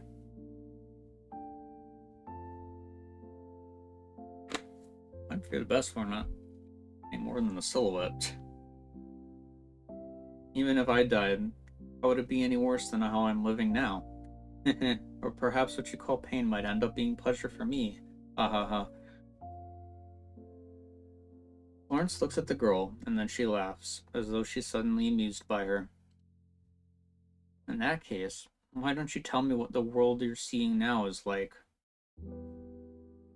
After hearing that, the girl looks out the window. Her eyes sparkle, and for a moment, Florence thinks she can see something in her eyes. An amusement park. Happy, lively, heavenly place. There, you can be happy, no matter what you seek. The girl grabs Florence's hands and pulls her over. Their eyes meet. Hers are wide and unblinking, fully exposed to Florence. Can you see it? A dreamscape filled with cries of joy, a kaleidoscopic fantasy, one that makes my heart race and fills me with nonstop pleasure, one that makes me feel like I'm still alive. For a moment, Florence can almost hear the laughs and music from the park, but soon the girl's hurried panting drowns those sounds out. Can a person's fantasies really influence others? A guess that's so bold that even Florence finds it hard to believe begins welling up in her neural cloud. She can clearly feel her clock speed rising and the circulatory fluid's flow rate going up. She's getting excited too, even if she didn't intend to be. In the end, Florence breaks away from the girl and turns away, leaving the ward.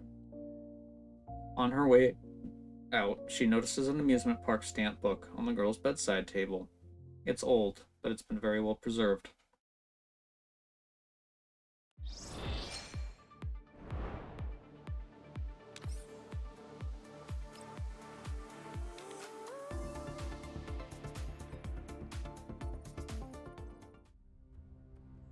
Flashback. Hey! The light is too dazzling for my drowsy brain. It awakens me, but also intensifies the pain in my head. Ah, you're awake at last. I open my eyes and see Florence before me, looking at me with a concerned expression on her face. This scene feels very familiar. Unfortunately, I have a splitting headache, and I still remember what she did just now, so I can't bring myself to be as close to her as I was just now. The procedure was very successful, but complete recovery will take time. Procedure? Like what? A surgical procedure? There's a scalpel on the table beside the slab, along with a slew of medical devices whose purpose completely eludes me. I have a pretty good idea of what Florence did while I was unconscious. I try moving my body, and fortunately, everything seems to be working fine. What did you do to me? What else could I do? I'm a medical doll. All I do is provide treatment. Also, I made sure to hold myself back even when looking at your sleeping face, Commander. Or are you saying you wanted me to do something to you, Commander? Headache flares. No. Speaking of which, what exactly did I need treatment for anyway? It's true that she's been giving me plenty of treatment since I came here. First, it was feeding me medication, then jabbing me, and now it's full-on surgery, and she's even treating it like some kind of reward. It was to fix your brain problems, of course. At the very least, I had to make you remember me, Commander. She laughs and draws closer to me, radiating goodwill. For a moment, I'm brought back to when I first met her, and all the cool things she did seem utterly unrelated to her. Well, did you have a dream? Sort of. I rub my temples, and the piercing pain banishes the fog in my brain for a while, allowing me to instantly recall what I saw in my dream. I saw a run-down amusement park, and that stamp book, this stamp book, the one I'm holding now, it was all tattered and filthy. Oh, did you dream of me, Commander? You were moaning my name the whole time.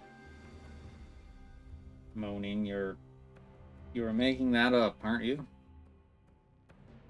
I think back on what I saw.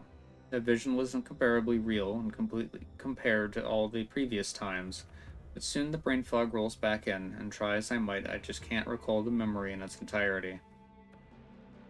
Oh, I was just asking. After all, I would feel terribly alone if only I remembered you, while you didn't remember me. I look around. There are medical devices everywhere in the room, but rather than a clinic, all these mysterious chemicals and experimental equipment lining the walls make it look more like a lab. What did I say earlier? Meanwhile, the area cordoned off by several sheets of white cloth on the other side of the room ought to be a makeshift recovery ward. I can vaguely make out the shapes of patient beds there. What are you looking at? I don't know if she's worried that I found something, but Florence suddenly thrusts her face into mine and blocks my line of sight. Where is this place? I decide not to ask about the cordoned area directly and inquire about something else instead. This doesn't look like an amusement park, and there are no other guests here. It's the manager's private clinic, of course. One of those so-called employees-only, no visitors allowed areas. Ah, so it was your room. Yep. So if there's anything you want to do with me here, this is the perfect place for it, you know? Perfect place? Absolutely nobody is going to find us here. She fixes me with an earnest gaze, like she's trying to send some kind of message to me. Yeah, I wonder what that might be. What could she possibly be getting at? Okay, I think Commander needs a bonk. I'll pass. When does the next round start? After thinking briefly, I decide to head to the next attraction instead. I need to learn more through playing the game, so hanging around here won't help. Wouldn't you stay a little longer? It's been so long since we shared a lovey-dovey world for two. You're in such a hurry to leave right after completing your surgery. Take care of your body, okay? Definitely not. Looks like you're more anxious than me, Commander. A massive steel structure looms silently before us.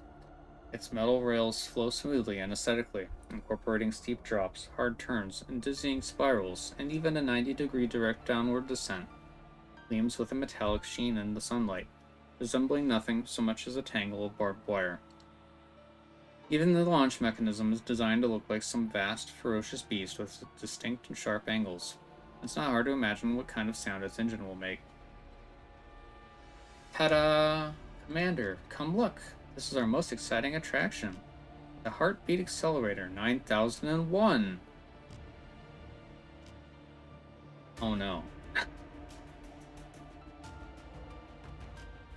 Granted, it looks quite impressive, but in the end it's just a roller coaster. And the most important thing is that it looks completely the same as the Heartbeat Accelerator 9000 that we rode for the first event. Haven't we been on this one before? I wave my stamp book at Florence. Wouldn't it be best to move on to another attraction to clear all the stages quickly and claim the grand prize ASAP? Huh? What are you talking about, Commander? We haven't gone on this one yet. You mustn't clear the stages out of order, you know. Florence looks at me in surprise, like I just said something strange. What do you mean, haven't gone on this one yet? You really think adding +1 to the number makes it a brand new ride? I look around, trying to see if anyone else around me agrees. Quite the opposite, in fact. All the guests here look at me like I grew a second head. What's she talking about? We only just arrived at the park, didn't we? Estimate, how many times have we gone on this ride now? That'll be our first time here, right? What are you talking about? I only just came here. No, this definitely isn't our first time here. What's going on? I mean, surely it's no big deal. He's already ridden the roller coaster before, right? On seeing the confused look on my face, Florence approaches and speaks quietly to soothe me, but it does nothing to relieve my unease. I mean, surely it's no big deal if she's already ridden the roller coaster before, right? If you enjoyed the ride, then going on it several more times surely wouldn't be an issue. Oh yes, you've ridden it with me a number of times. Don't you usually go on it with me several times, Commander? Florence's smile is as warm as ever, but right now it seems utterly alien. She's saying what I said.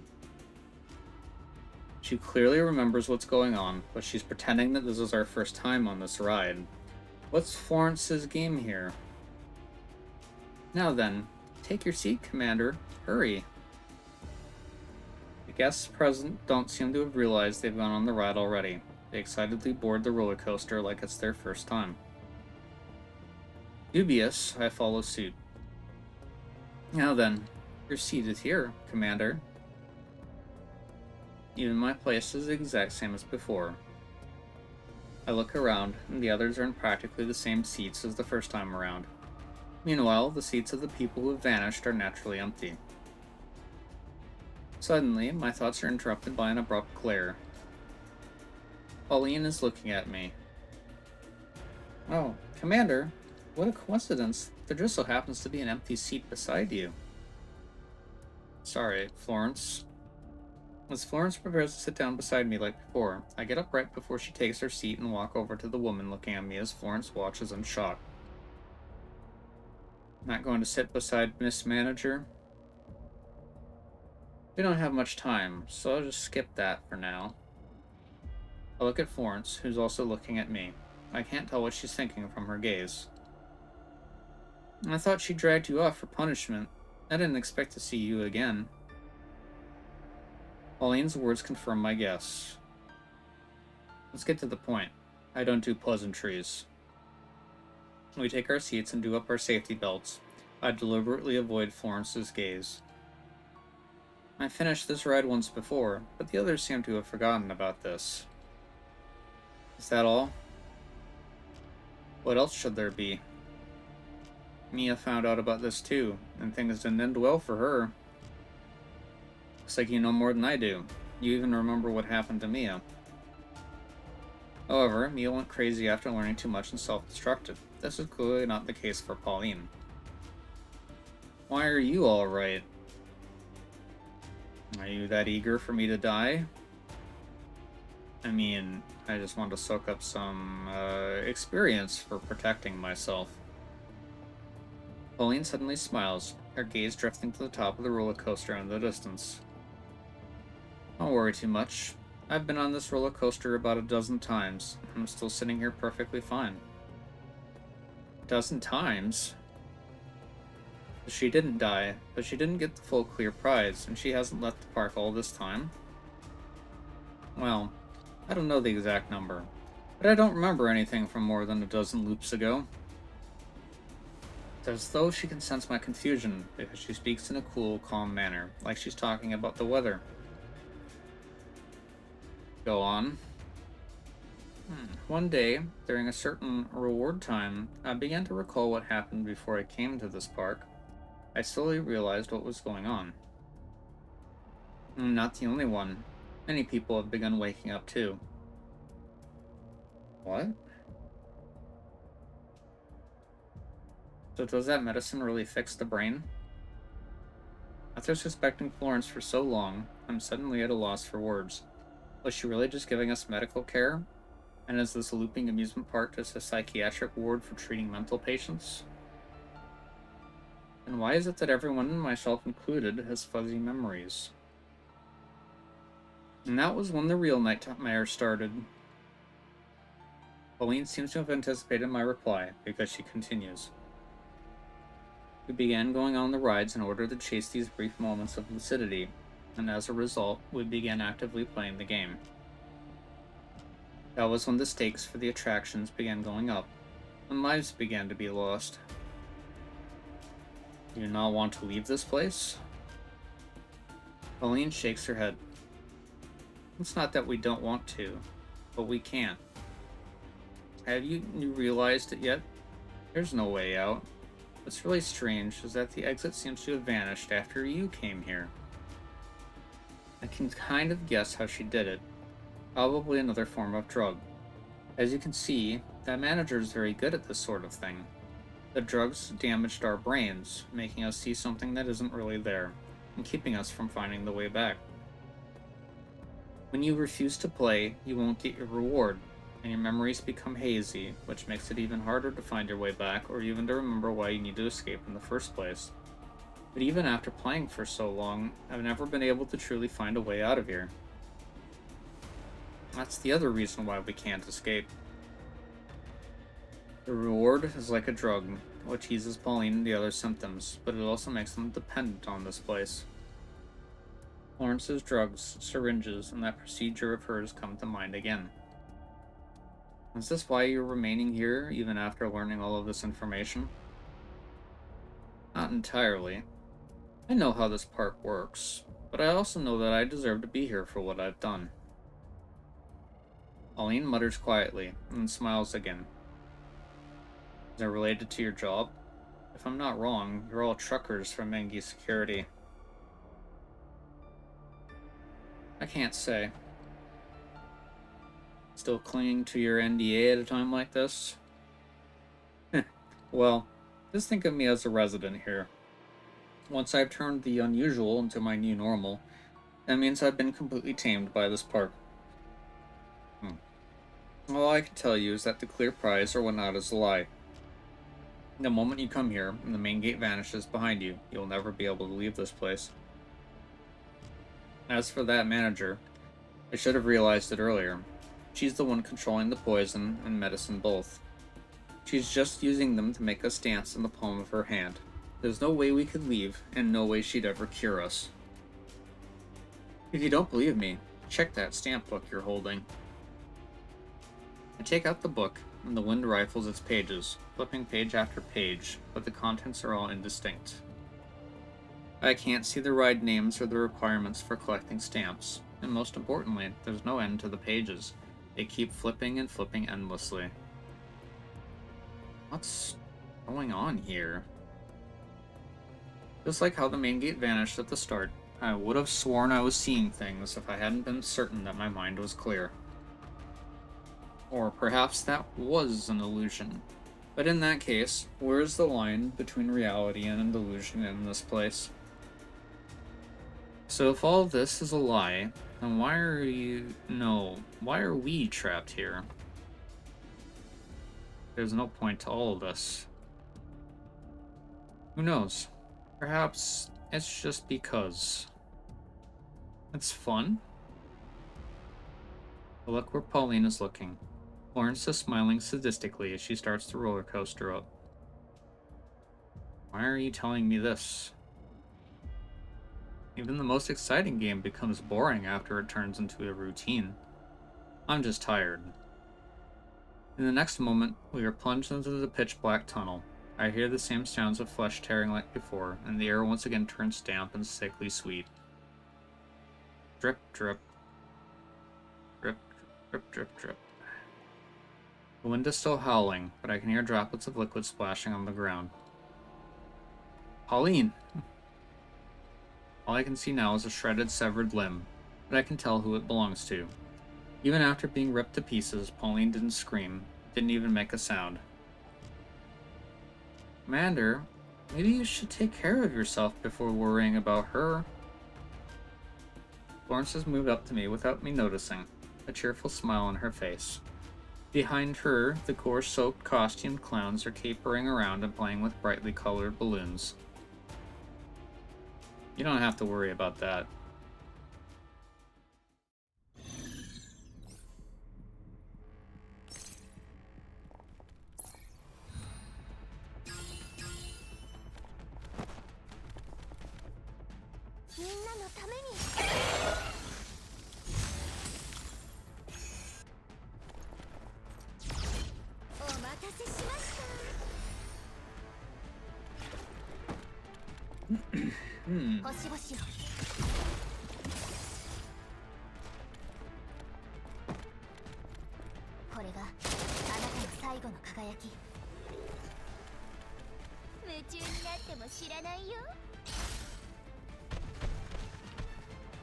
What is going on in the story, indeed?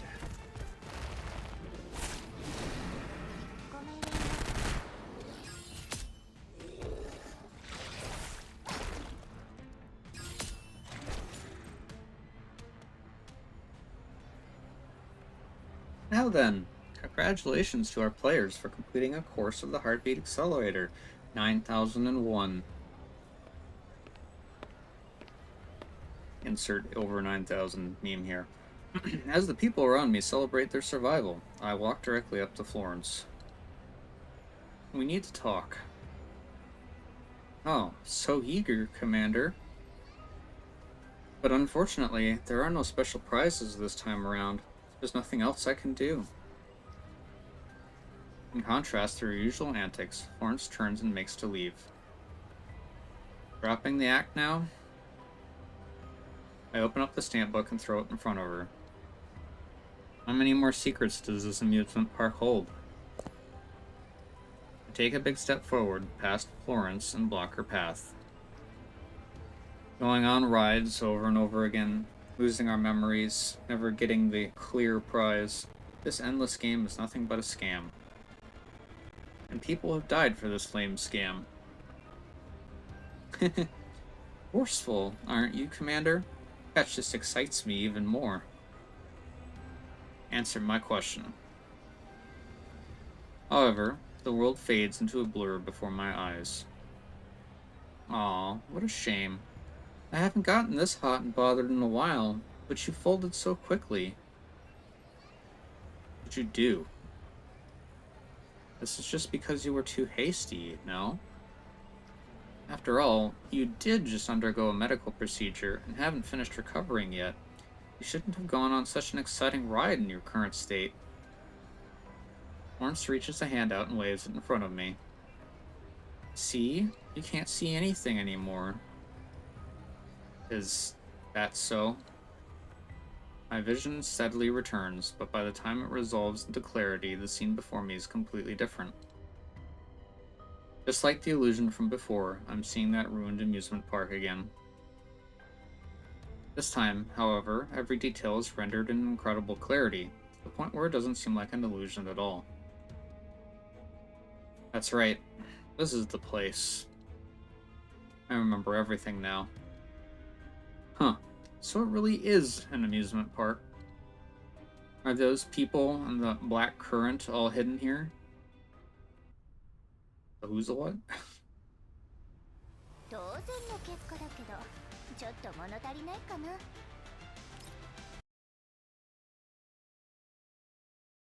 I imagine we will be filled in shortly.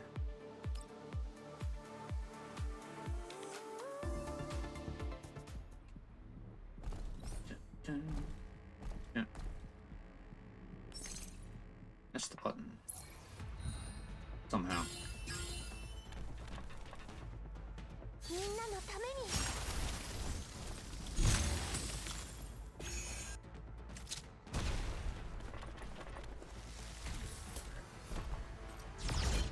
お待たせしました。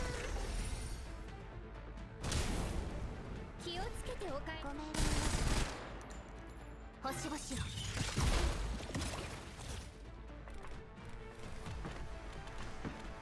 ごめんなさい。これがあなたの最後の輝き。予想より早く終わりましたね。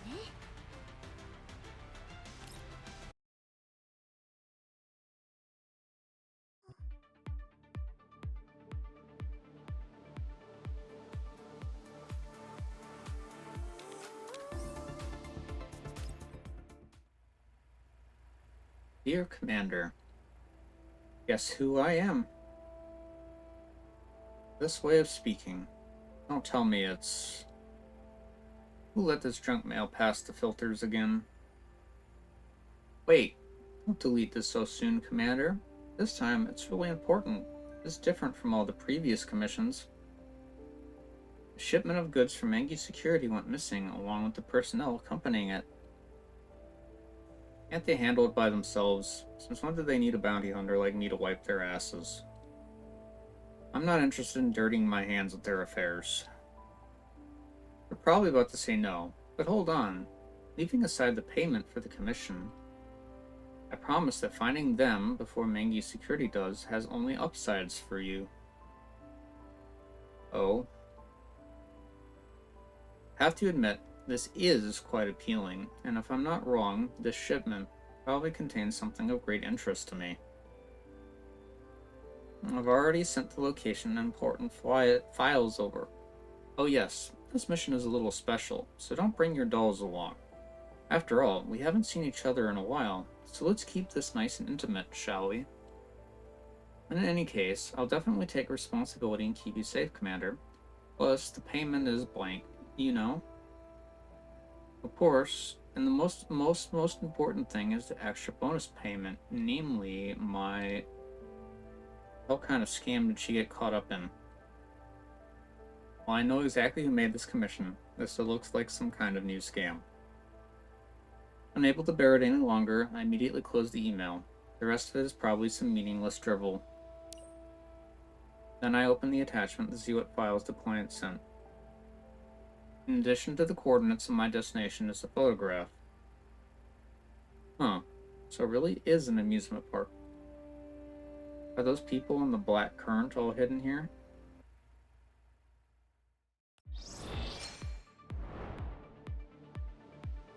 That was short. Huh.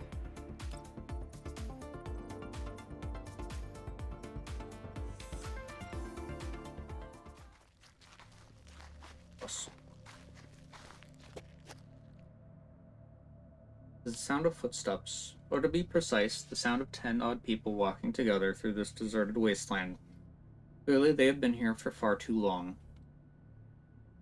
Their clothes are tattered rags, and their frames are emaciated. Their eyes are sunken and hollow, and their rags are stained in blood.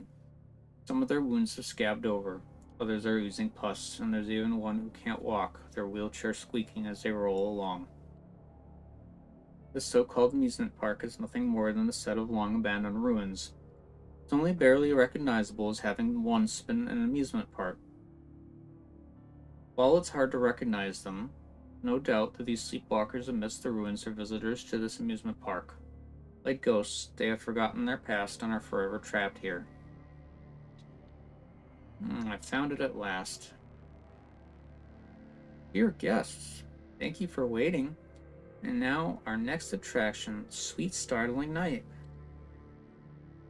Florence's infectiously enthusiastic voice spreads through the air, and these aimless wanderers look like they have received some kind of command, because they all slowly gather in the building behind Florence. It is a building that is neither scary nor filled with the park spirit. All it has are discolored walls and a metal plaque above its entrance that looks like it's going to fall off at any moment. Meanwhile, Florence is happily explaining the building while these guests who are prepared to enter it eagerly play with the park's attractions. Over and over again, the ride never ends. Now then, since time is tight, let's hurry up and... I'm out. Countless vacant eyes turn to look at me, just like they did to Mia when she tried to stop the other guests from boarding the roller coaster. Meanwhile, these guests come to a halt as well. I can hear them whispering to each other. Well, there's nothing for it. You do realize that even if it's you, you'll have to be punished for interfering with the games, right, Commander? As Florence says this, she gives me a meaningful look. I believe I can understand what she's trying to tell me. Keep talking. You know, I just thought of something very interesting all of a sudden. When you are walking on the street and see many people looking at the sky, what would you do? Look up and see what's in the sky? Even if there's nothing there, there's a subconscious peer pressure effect generated by this collective behavior that will make you think something is there. At moments like this, adding in a tiny little variable can fool your brain into thinking there actually is something in the sky, even make you believe fervently in some non-existent miracle. Well, that's quite interesting. As a medical doll, you should understand this phenomenon better than an amateur like me, right? I believe it's called collective hallucination. Hallucination? What does that mean? It means the entire amusement park is nothing but a man-made hallucination. To others, you probably just appear like a bunch of lunatics riding a rust bucket amidst tumbled ruins. Alright, up until just now, I was part of these lunatics, but fortunately nobody came. So we're all seeing the same thing, even communicating with each other without any impediment? Is that even possible? What do you think, Miss Medical Doll? Who knows? But perhaps I could do it? Have some faith in yourself. You already did. The critical variable in pulling off a collective hallucination might be anxiety and stress, or the rate of spread achievable in an enclosed area. You, on the other hand, probably used something that was quicker and more convenient. Drugs. This is the poison that you control. It feels like you're putting me on trial. How exciting. You should know about Eutis better than me. I just knew you were familiar with that drug too. But unfortunately, not even I could get that much Eutis. After all, I'm just a frail and weak medical doll, and I definitely wouldn't be able to kidnap all these people. Probably couldn't get Eutis directly, but for something else, it might be possible. Ikeda's intel is correct. Mangi Security was escorting a shipment of special cargo, codenamed Black Current.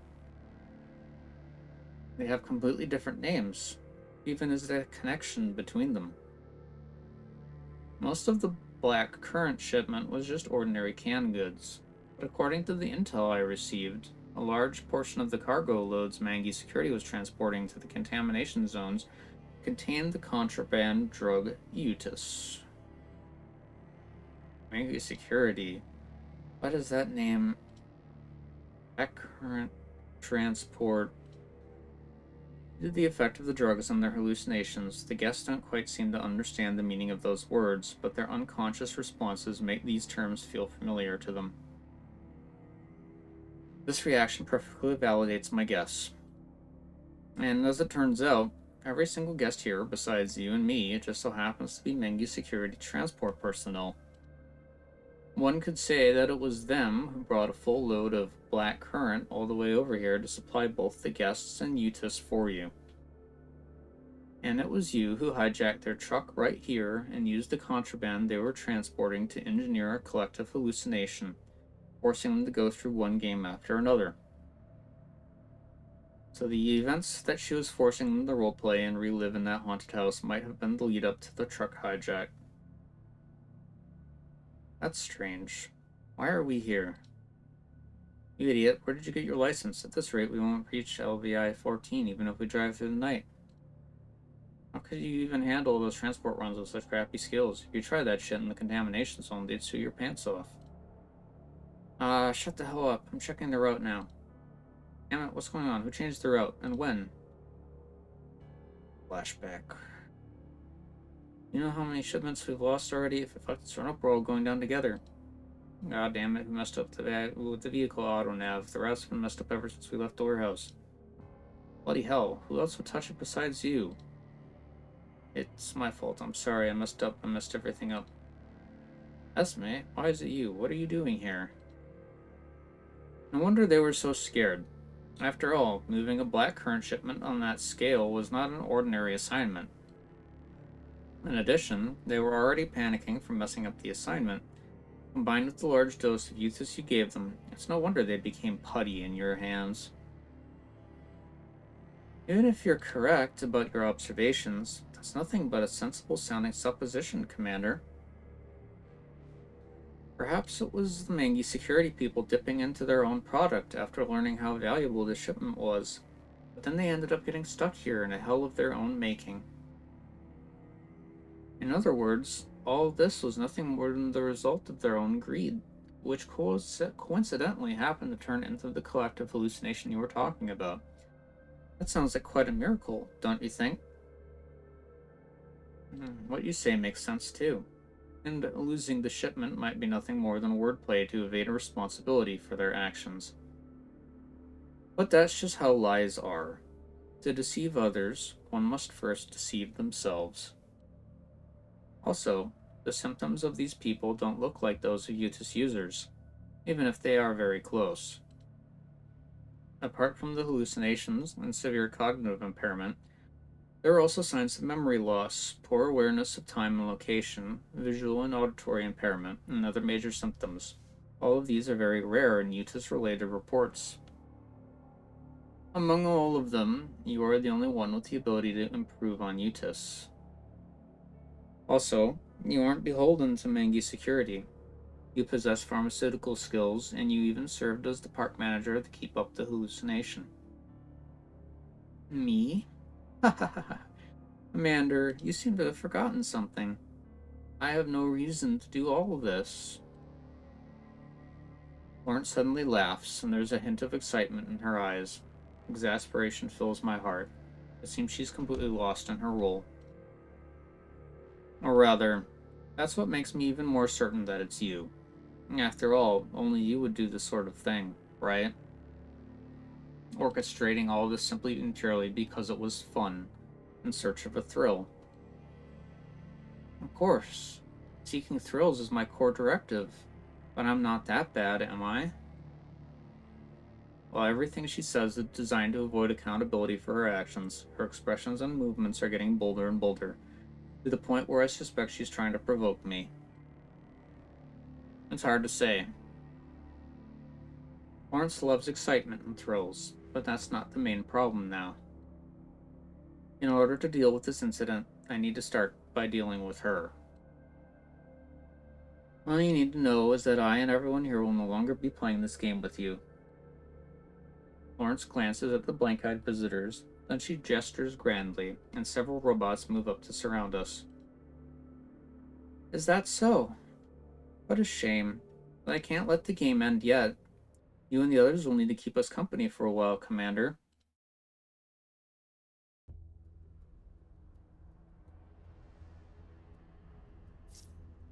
Let me make things a little more exciting, Commander.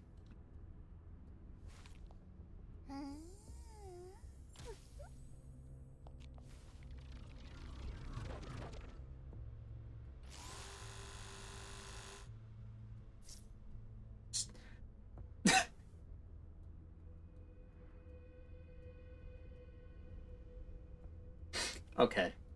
They did knew what they were doing with that line right there. It's time for your correction, Florence.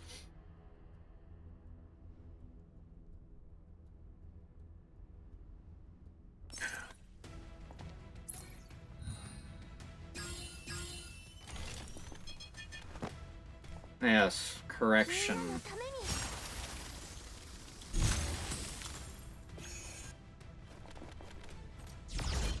お待たせしました。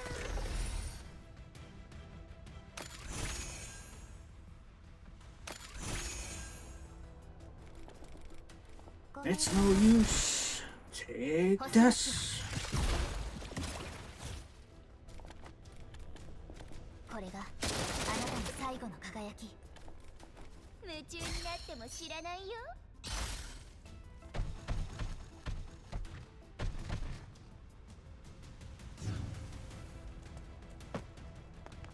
にゃご命令を。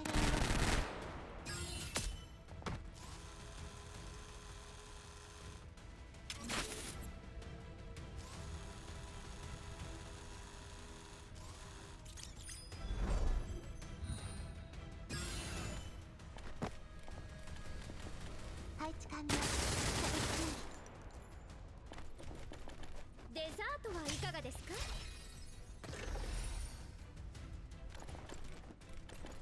ご命令を。お茶をお出ししましょう。落ちて隕石のように。Eek. I lost. Florence slumps to the ground, her body contorted from the excessively difficult pose she's trying to take. Can imagine. She lifts her head in excitement, her cheeks flushed in a suspicious red. Congratulations on completing Thriller Wonderland, Commander.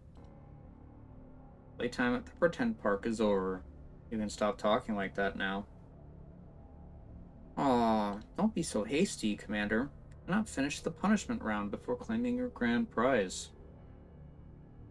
However, this time, I'm the one who'll be getting punished.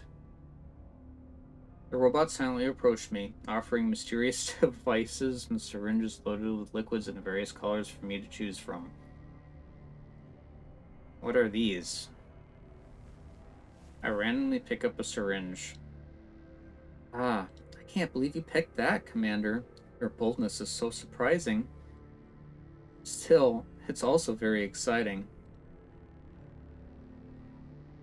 I immediately put the syringe back down. I pick up the stamp book. Outside the hallucination, as nothing more than a tattered stamp book with a distinctly retro feel to it. Clearly, it came from the same era as this abandoned amusement park. There is a brand new stamp on the final page, as though to remind me that everything is over.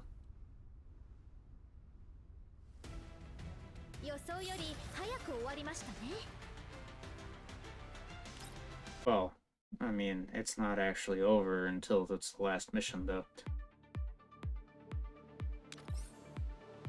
Don't you know?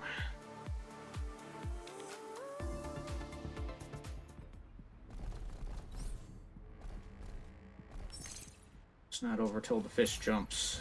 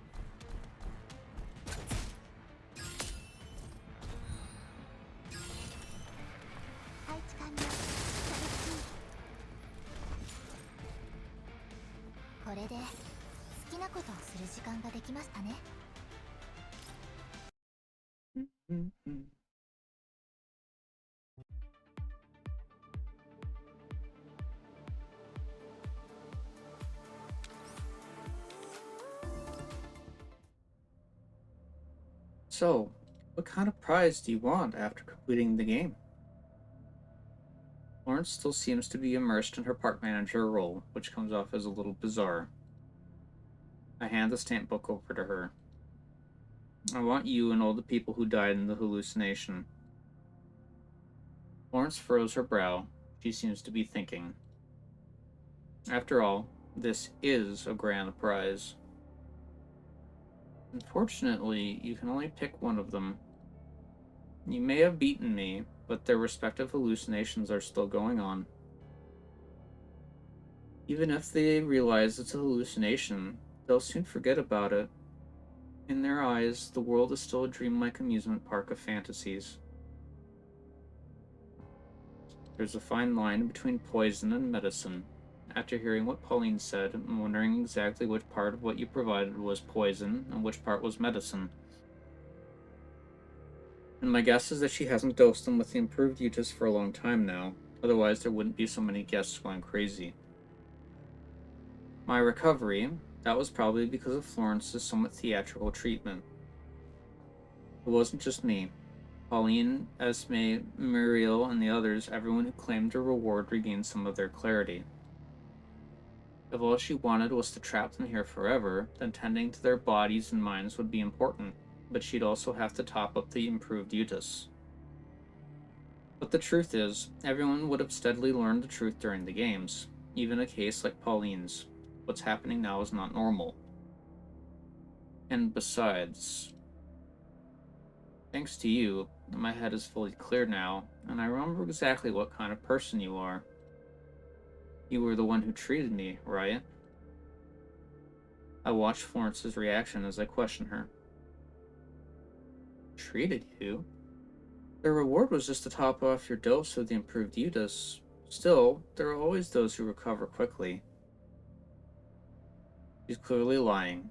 The improved Udas acted as poison, but after receiving their rewards, the guests' minds became clearer as though they had taken medicine. But if she really was the owner of this park, and the architect of this entire scenario, then why would she need to lie about this? Truth be told, she's done far too many things that weren't strictly necessary. I see. Looks like things are as I guessed. Florence is probably treating us in secret to avoid someone's eyes, and this person is probably the mastermind behind all of this. It's not over yet. I'll look around and count the number of people again. Before playing Sweet Startling Night, there were 12 guests apart from Florence and me. And after that, Esme, Muriel, and Pauline received punishment, so there should only be 9 people left. But there's one more. Because no matter how many times I count the group, there are 10 people here now. Did any new players join us? I wouldn't have been able to stay with you if there had been, right? After all, I'd have to guide the new additions around. I nod. Florence has no reason to lie about this. In that case, the only explanation is the dead coming back to life. Where are the people who died in the game? You've already seen them, Commander, albeit through a veil. She must be talking about that makeshift clinic where Florence was performing her surgery on me. She'd even blocked my line of sight back then. Are they still alive? They're mentally scarred, but otherwise fine. However, their brains still think they're dead, even though it's just a hallucination, so they won't wake up for a long time. Which means they aren't really dead, is that right? Mia, Fleur, Esme, Muriel, and Pauline. After I find them, I see all 5 of them have received treatment from Florence, and they are slowly recovering from the symptoms. I remember what Pauline said about people only starting to die on the rides after a certain point. Did anyone else die before this? Florence shakes her head. It narrows things down. I think I know who it is. Only one person could have done this.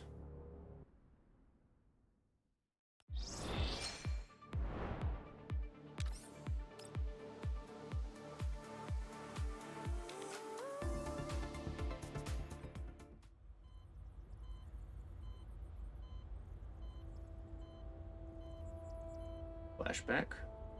Oh, you're awake. What a surprise. Treatment time again. Florence wheels out the usual paraphernalia and stands by the side of the girl's bed. Do I really not wake up that often? Of course.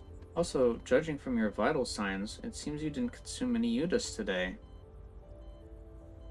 Florence performs a routine examination of the girl and reads off her parameters.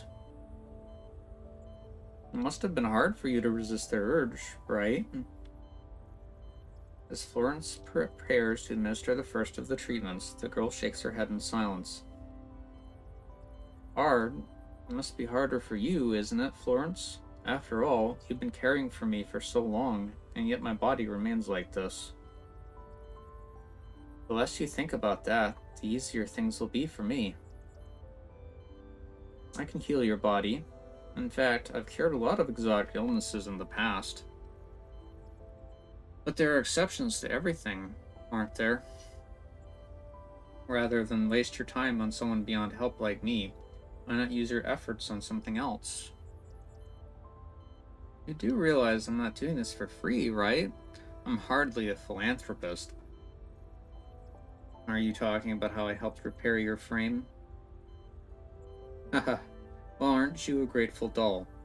I did it because it was convenient, and it fell within my field of specialty. You've been helping to care for my frame all this time, right? I might as well help you care for your body, too. And besides, I'm curious about diseases and symptoms I haven't seen before. And so, this human and doll, who would normally have nothing to do with each other, ended up coexisting briefly due to their specialties both lining up. Haha, that's true. After Florence checks her syringe, she pumps the plunger to get the air bubbles out, flicks it to remove any stray droplets, and drives a sharp needle into the girl's skin. Florence, would you like to go with me? To an amusement park, I mean. This is the first time she's asked Florence this question, and it catches her off guard. Florence ponders what it could mean, whether for good or ill. The girl grabs Florence's hand mid-injection. You know, I love amusement parks.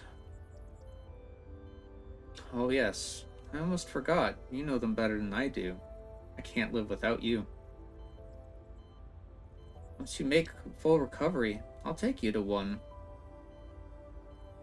You're lying. You're lying to me, aren't you? But it's alright. Even if you're always lying to me, I'll always welcome you to my park. Florence, I'll be bringing you to my amusement park soon. Something's wrong. A strange feeling suddenly rises up from the depths of Florence's neural cloud and spreads through the rest of her body. This should be an ordinary conversation, but in that instant, Florence finds that she is frozen solid. No, she's not frozen. Rather, she can't move. It's as though Florence is broken down, and no matter how hard she tries, that hand of hers is frozen halfway through depressing the plunger of her syringe. And it won't be just you. Many, many more people will come to my amusement park. Don't worry, I'll play with all of you. Your amusement park isn't just her fingers either. It is then that Florence realizes that every single part of her has been forced to halt. She can't even speak normally. That's right, mine. My amusement park. What have you done to me? The girl ignores Florence's choppy speech, and her pretty face twists up. I guarantee that this will be the most interesting and exciting amusement park in the world. Let's enjoy it together, shall we? Even though she's never actually been to an amusement park before, her delusions drive her to utter such crazy things. I guarantee you'll be satisfied with your experience. After all, we are the same, you and I. Isn't that right, Florence? With her visual module shut down, Florence's eyes have gone glassy and dull, like she's shut down. Oh my, pardon me. You may speak. I permit it. In contrast to her haughty tone, the girl struggles to bring out her computer from beside her. After plugging it into one of Florence's access ports, she begins entering commands. What did you do? Slowly, Florence resumes normal functioning. There are backdoors to everything, don't you know? Did you like the malicious code I wrote just for you? All your permissions and access now belong to me. Honestly, did you not even suspect me for a moment, even after I helped maintain you for so long? Or are you saying you are looking forward to what I'm about to do? The girl gently pats Florence's cheek. Now then, the first thing you're going to do for me is improve Eutis. That should be easy, given your skills. Now, what should we call this new drug? How about Euphoria? And then we can have a good, long discussion about one of my favorite things. Collective hallucinations.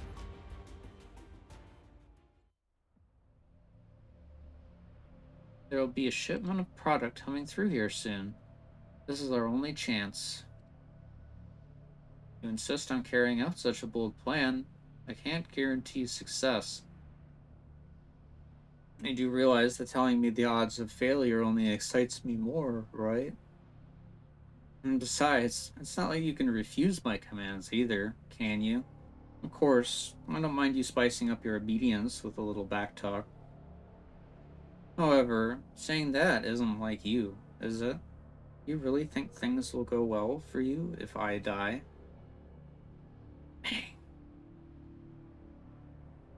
The girl mimes an explosion, but Florence is unmoved and unafraid.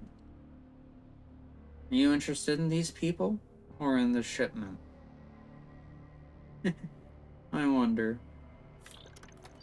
The girl's fingers run over the surface of her portable terminal, and she can't help humming to herself as she sees those familiar faces. Both, perhaps. I know everyone on this transport run. You're perfect as playmates. Oh, how exciting. The trap is set, and the targets will be stopping at the ramp. We have a 90-second window to act, Florence. I'll bait the enemy, so begin the operation.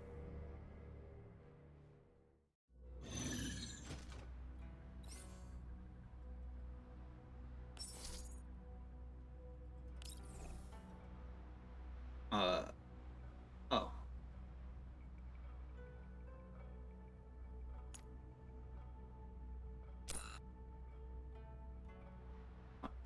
Interesting. Okay. Well then I would just bring. Okay.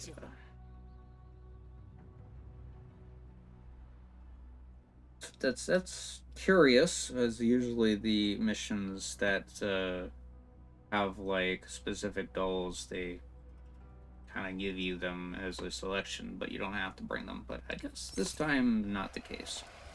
Makes sense, I suppose. After all, she doesn't have a choice. Right.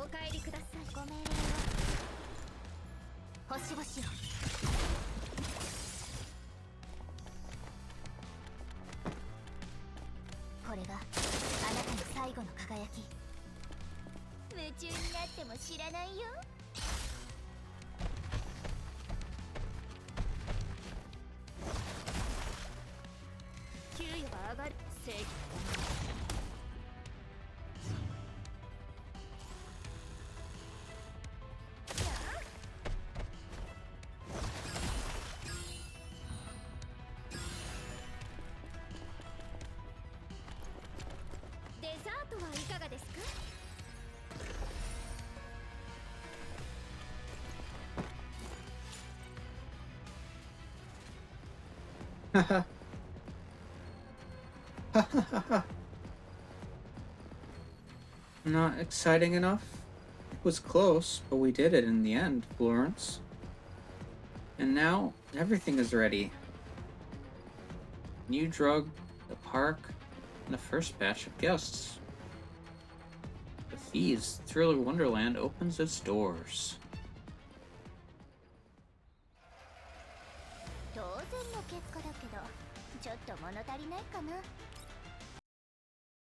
Yeah, it sure does.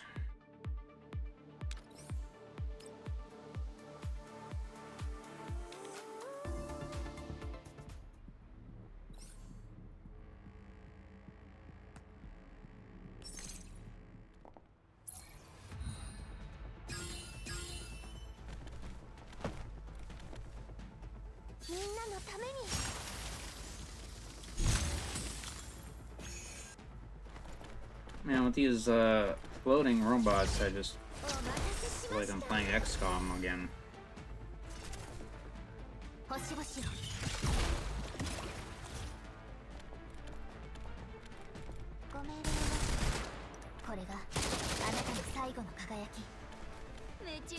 Now I just need the thin men. And the little gray aliens.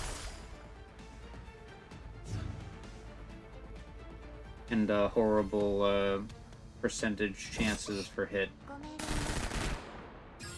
that are never properly reflected in the actual in-game calculation. 当然の結果だけど、ちょっと物足りないかな。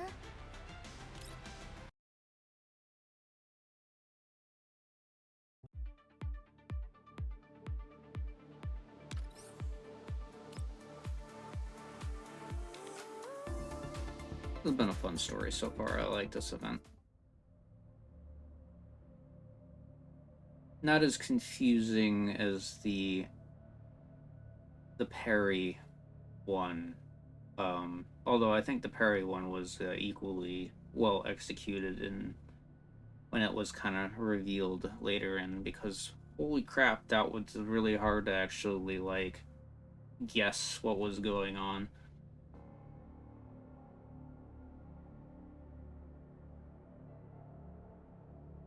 We pass a mottled roller coaster.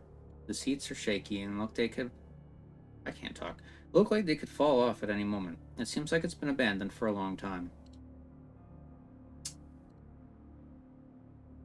Sights like these are nothing unusual in the yellow zone. I look down and decide to start by dealing with the girl in front of me. Is something wrong? The wind blows, causing the glass IV bottles above her to collide gently, like wind chimes. A look of panic crosses the face of the girl in the wheelchair, like she's been startled. The mysterious devices on her begin beeping alerts in response to her emotional fluctuations. Oh, come on. I'm not that scary, am I? At the very least, I'm practically a saint compared to what you've done here. What?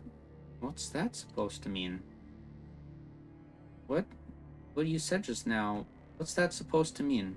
This is all hallucination? I can still see the amusement park. I meant exactly what I said. You were the one who trapped all these people in this abandoned amusement park, right, Esme? Esme? She tilts her head. Apparently she does not remember that name.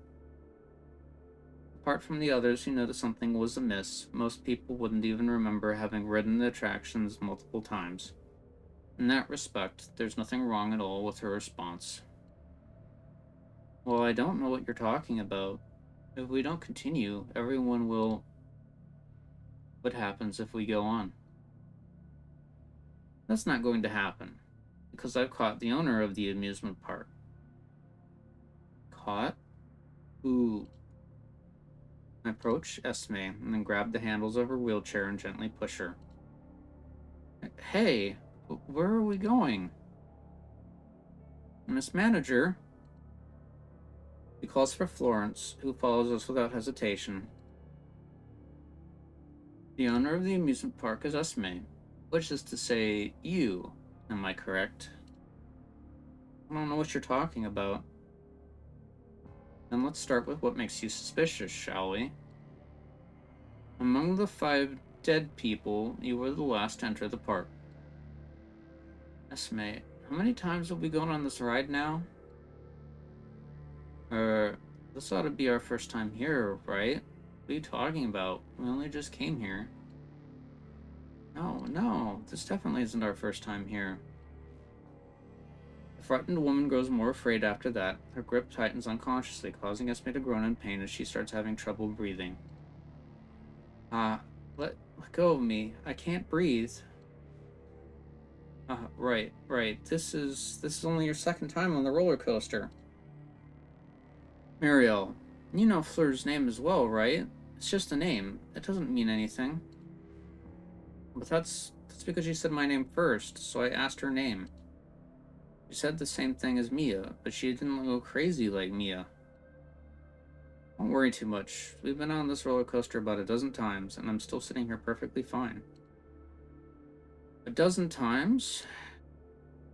Everyone's been on the rides more than twice, but this was only your second time. That definitely happened to Miss Esme.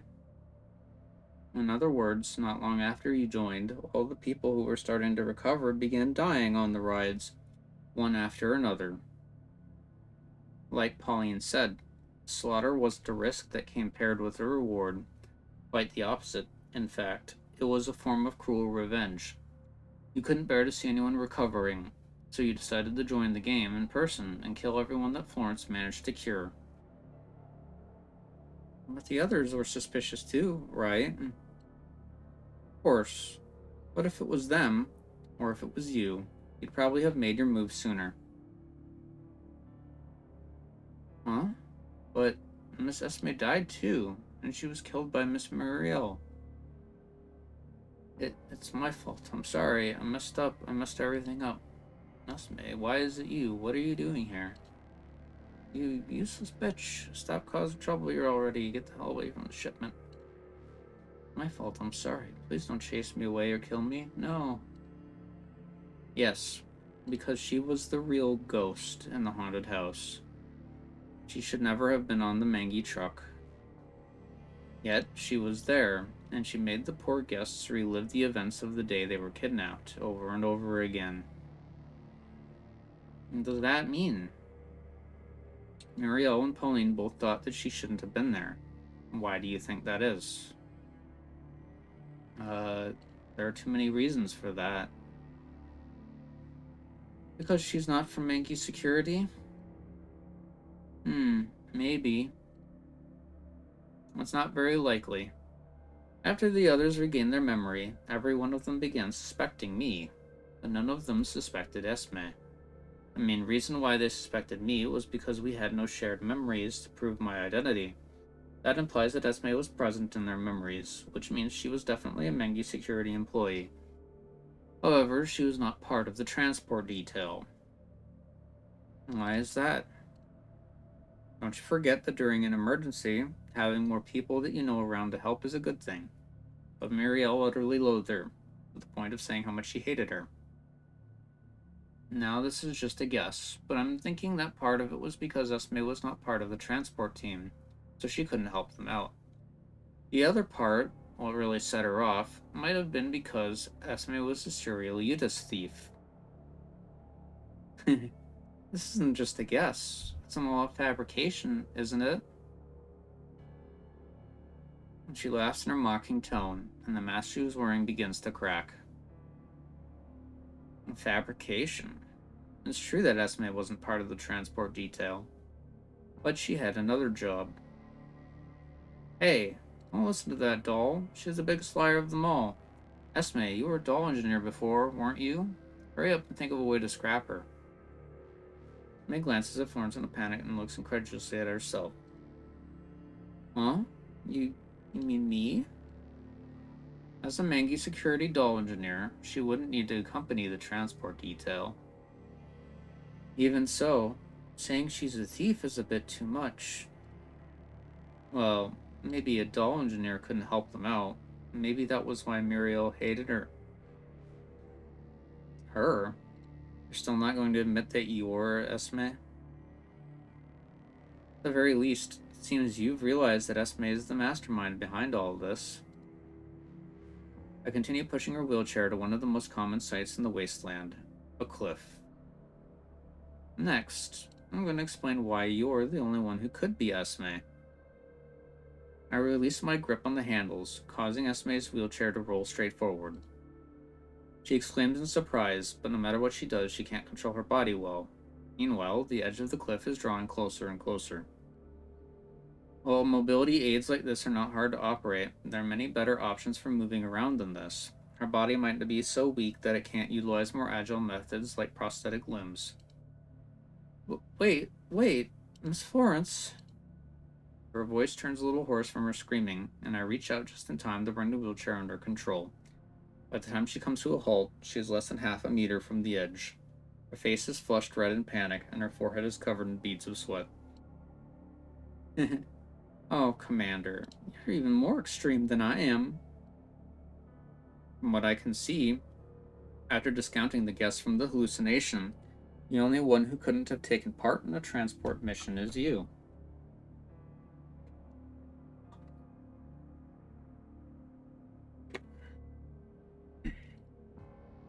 Wait, seriously, just because of that? It's true that Esme could have been anyone, but your body meant that you couldn't have been anyone but Esme.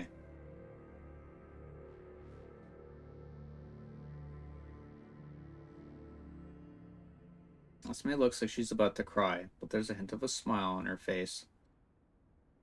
Sorry, but after hearing what you said, I realized it too. It seems I really am Esme.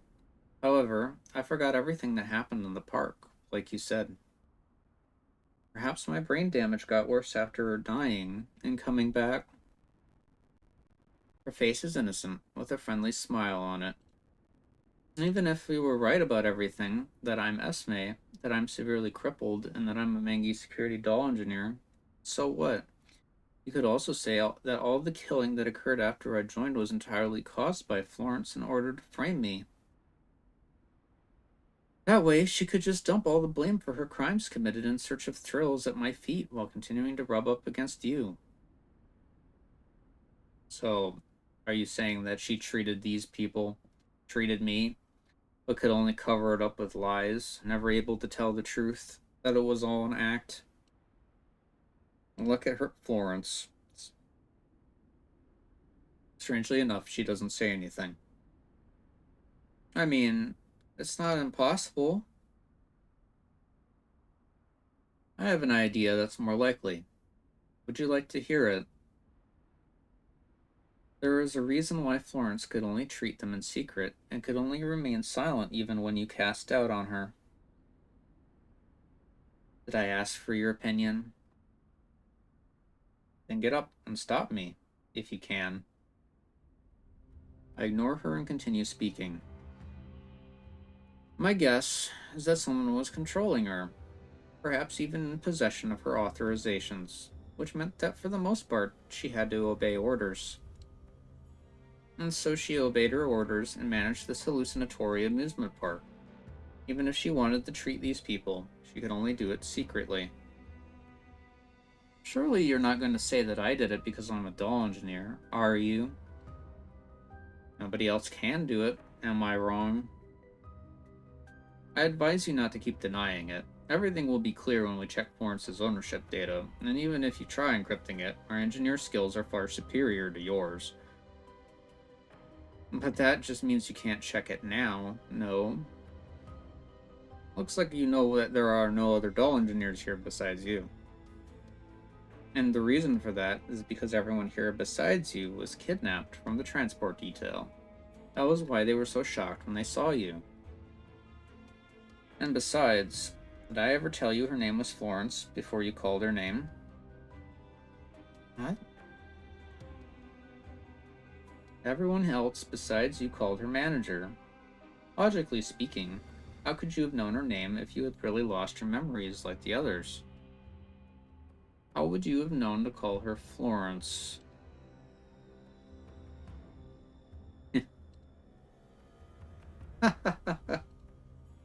I knew it. All sorts of interesting things do happen at amusement parks.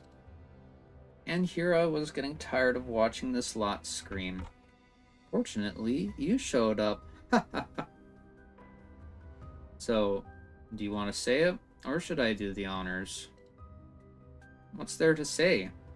Yes, I kidnapped Florence, made her modify Udis for me, and then I kidnapped these old friends of mine who all deserved it, mind you, and had them play with me instead of smuggling contraband. Pretty fun, all things considered. So they deserve to die? Well, what about yourself? I never said I didn't deserve it. We could have all gone together. And I think you and I could be super best friends. Your approval fills me with shame. Still, there's one thing I don't understand. How did you do all this? After they're all, given her current state, it's hard to imagine how she could trap so many people here. Oh, I know I'm weak. Nobody thought I could do anything outrageous. So nobody suspected me when their routes were changed, their cargo was swapped, their trucks were attacked, and when I showed up in front of them. They all thought they could deal with me easily, just as you're thinking now. Let me guess. Thing is, people's perceptions of reality can vary, just like in a hallucination. I still have many ways to fight. Would you like to experience them?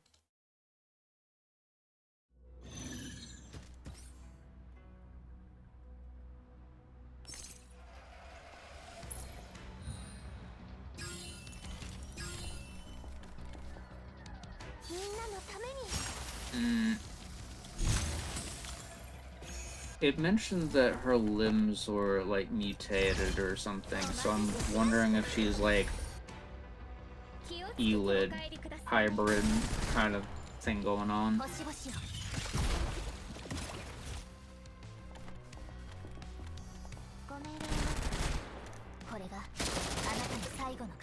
After all, why else would you not be able to have prosthetic limbs if you still have limbs?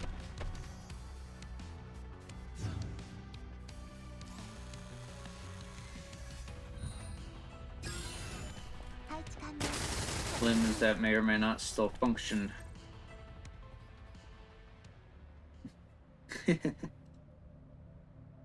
Ha ha ha ha ha. Despite being down for the count, Esme seems even more ecstatic than before. She laughs maniacally, like she's seen something funny. Any more tricks you'd like to pull out of your sleeve? I changed my mind. Why don't you stay behind and keep playing with me? If you do that, I'll guarantee that these people make it back in a healthy and sane state. How about that? You have no grounds to be talking terms with me. I'll be taking everyone with me when I go, including Florence and you. Oh, gonna punish me? How exciting. Speaking of Florence, I'd like to ask about something. How did you come to your senses? There are backdoors to everything. You ought to know that better than me. Florence has always been trustworthy.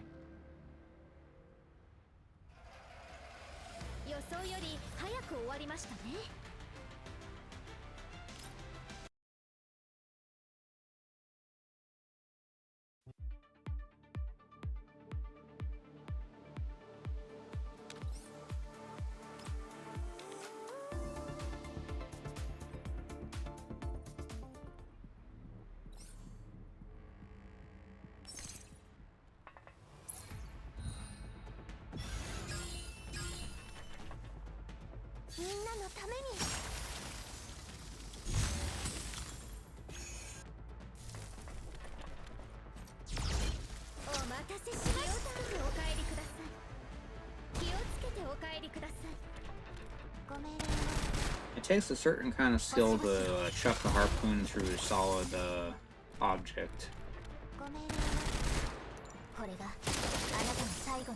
Or a javelin or spear or whatever it's supposed to be.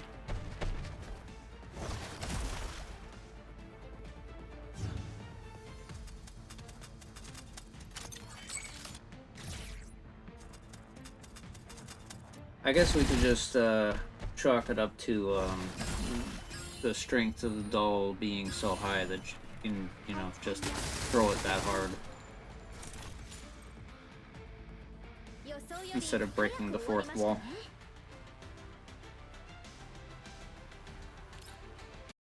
Alright. Almost at the end.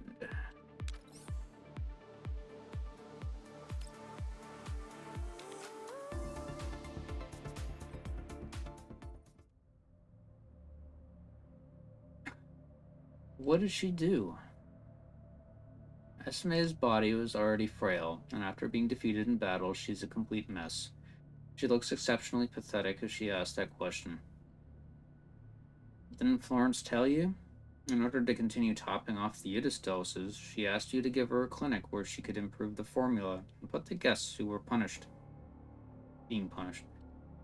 You talk like you were actually there. Well, simple management is boring, much more than my time in Griffin. You should be able to relate, Esme. And so, things unfolded like Pauline said. Florence used the reward time as an opportunity to try and treat the hallucinating guests. Pauline, Mia, and Marielle all received treatment to various extents.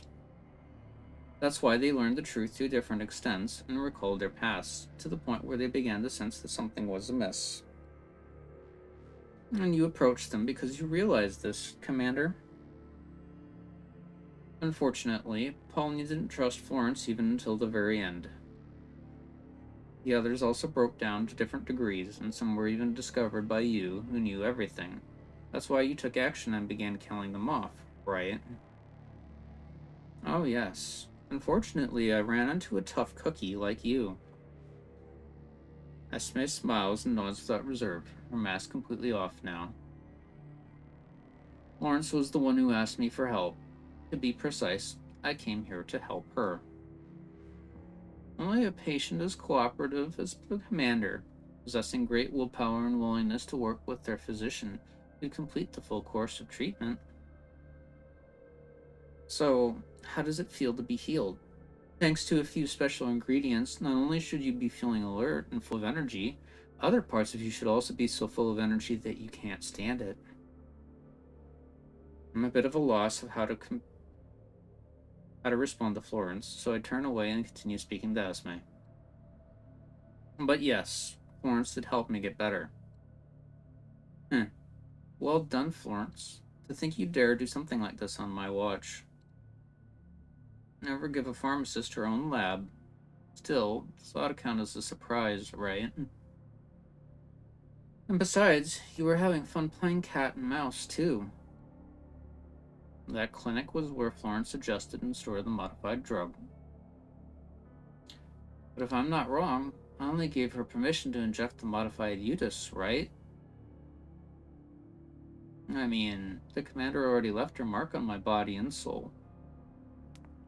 Florence walks over and sidles up to me, not subtly hinting at something. Give a proper explanation. I'm referring to a forced execution command that the commander gave me. While it was meant for more amusing diversions, that command can bypass all authorizations and directly seize frame control permissions. While it only works for a while, it's enough if you just want to give someone an injection. Think of it as something like a safe word. After all, the commander's always so eager and forceful, to the point where my body has trouble keeping up. Hey, don't say things that people might misinterpret. Aw, don't be shy, Commander. This may won't get it. Just making things worse. I've heard enough. Everything is clear now. In short, you betrayed me, didn't you, Florence? Betray? That's not the word you should be using when it comes to me, is it? You should have known this from the moment you hijacked control of my body. Isn't an outcome like this exactly what you wanted? I wasn't part of the hallucination, and frankly speaking, I was getting sick of watching you all freak out.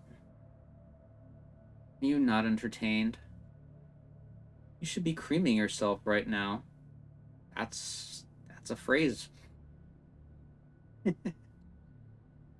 Yes, I am, but it would be terribly unfair to hoard all the fun to myself. With the last of her strength, Esme bangs on a console beside her. Stop! I draw my gun and fire 3 shots in rapid succession at the device, but it seems she didn't enter a command, only pushed a button before slumping into her wheelchair like she's given up on everything. She doesn't even react when the bullets punch through the console and shower her in sparks. Beside me, Florence is already on the verge of blue screening. Various modules are in various stages of shutdown. Her eyes are in focus and she can't speak. That's a neural cloud delete command. If I'm not wrong, she hasn't been backed up in a long time. Are you fucking insane? There's no stopping it. After all, you just shot up the one thing that could influence her neural cloud. Now even I can't stop it. Why don't you kill me? Kill a shitty human being like me for the sake of a robot. Or no, even if you don't do anything, I might die soon enough anyway. Isn't that right? First off, you can shut up now. I'm not interested in listening to the confessions of the defeated and whatever tragic backstory you have that you're using as an excuse to commit crimes.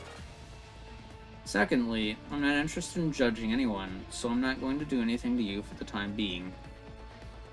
And finally, you piled up so many sins that destroying a single doll was a drop in the bucket for you, so don't try to throw off false equivalencies here.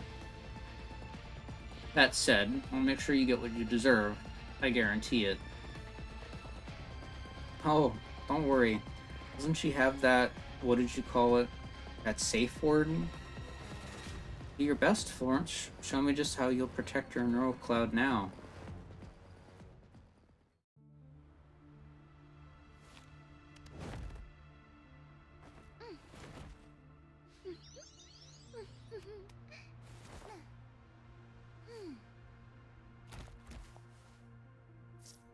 Looks like I'll have to put in a little effort to return to the commander's side.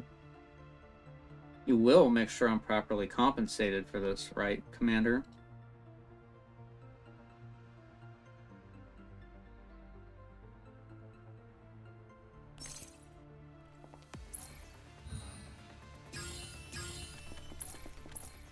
Absolutely.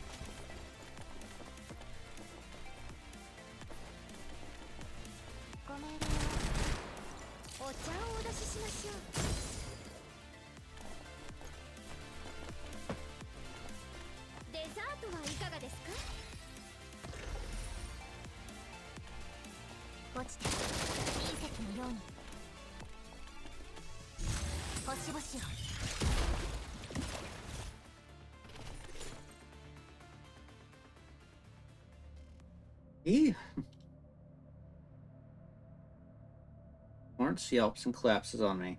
As I try to catch her, her added weight makes me lose my balance, and I end up meeting the ground as well. Florence. I look at Florence, trying to see if she's back to normal. What's this, Commander? Were you worried about me? Florence studies me briefly, and then smiles smugly before turning to grind herself harder on me. Jesus Christ, she never... Even in the most serious of moments... clears throat. You managed to help her? She helped herself, for the most part. Esme's body is at the end of its tether, and her voice is barely above a whisper. It is a reminder that not everything is over, even if Florence is back to normal. You're fine. You can get off of me now. Her response makes me certain that she's fine. Together we help Esme up as we wait for the Alamo to arrive. So what do you plan to do now? Well, as a medical doll, what else can I do? Florence's thoughts are the same as mine. No matter what the people here did, we have no intention of passing judgment on them. Once they're treated, we'll have nothing further to do with each other. However, these contraband drugs, however little there is left of them, are taken by Florence's research samples. Don't you feel happy to have survived such a big incident? I don't know if we can consider this a success. I feel more worried than happy. I suppose it was quite an exciting experience for us. So would it kill you to enjoy it a little more? And besides, it would have been fine even if I really had been destroyed. After all, sacrificing themselves for humanity is a doll's purpose. Florence stands up and heads back to the clinic. That said, I need to cure these people first. I suddenly recall everything Florence did and said during the reward time segment earlier.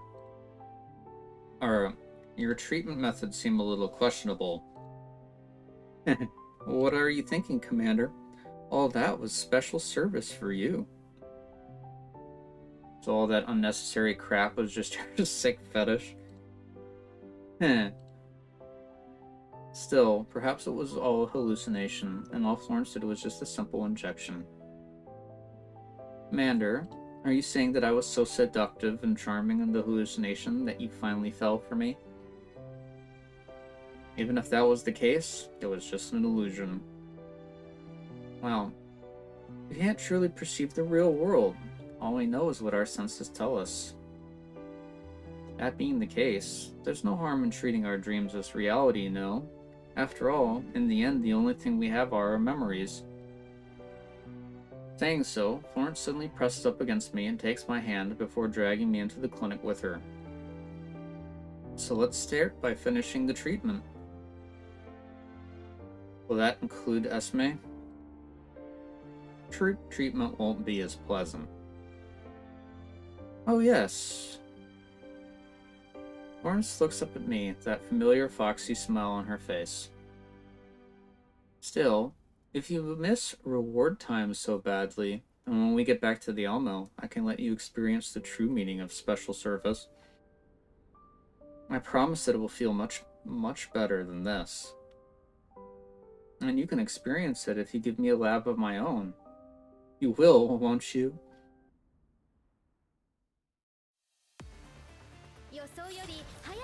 Fellas, I don't think we can fix her.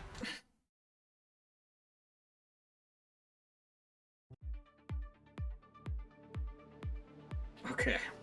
Well, that was fun.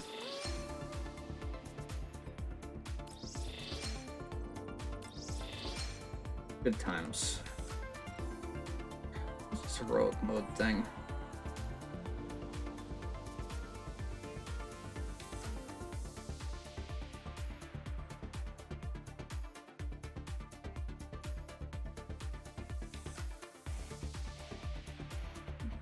Blade.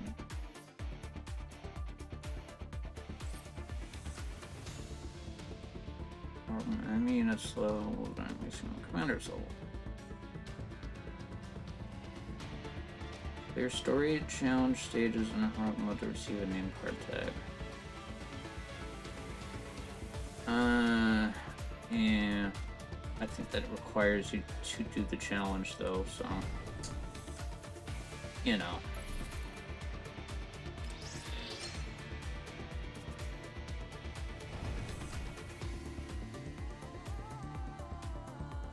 Alrighty. Well,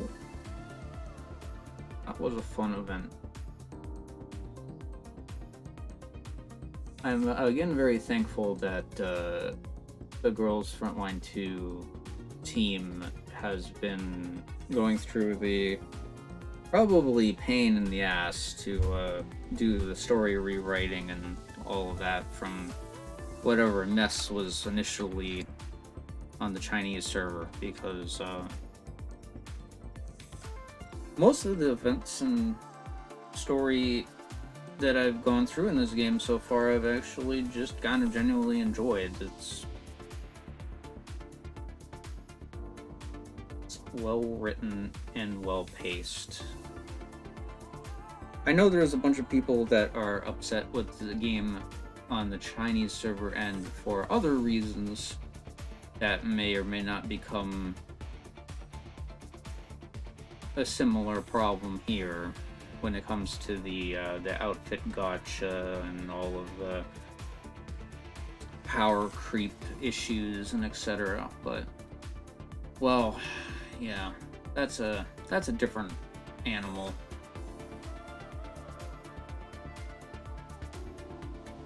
And I guess we'll deal with that when we come to it. I mean, that kind of stuff isn't really gonna stop me from at least, you know, doing the story stuff.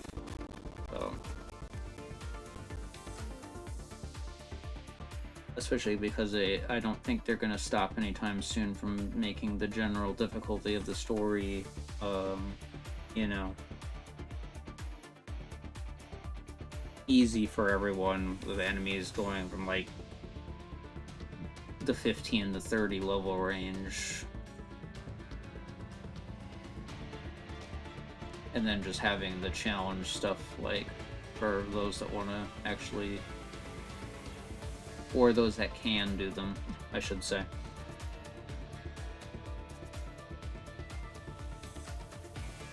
Theoretically, my team should be able to do challenge missions, but I don't generally do them because from past history, they're usually designed in ways that require you to actually have to, silly as it sounds, you know, actually play the game instead of doing auto battle. But,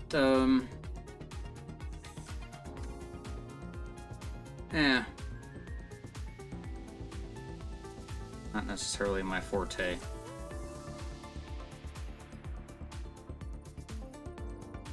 Well, anyways, yeah, so I guess I will call it here, and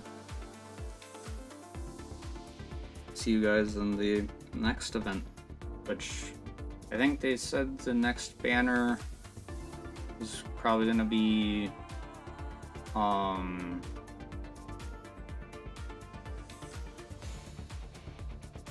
I'm blanking on her name now, but the AA12 girl that appeared in the Perry event. I think that's who's going to be the banner next, but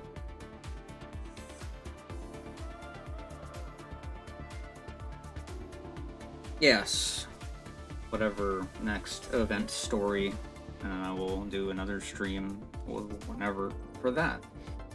But until then, I hope you'll have a good rest of your day, a good rest of your evening, and until next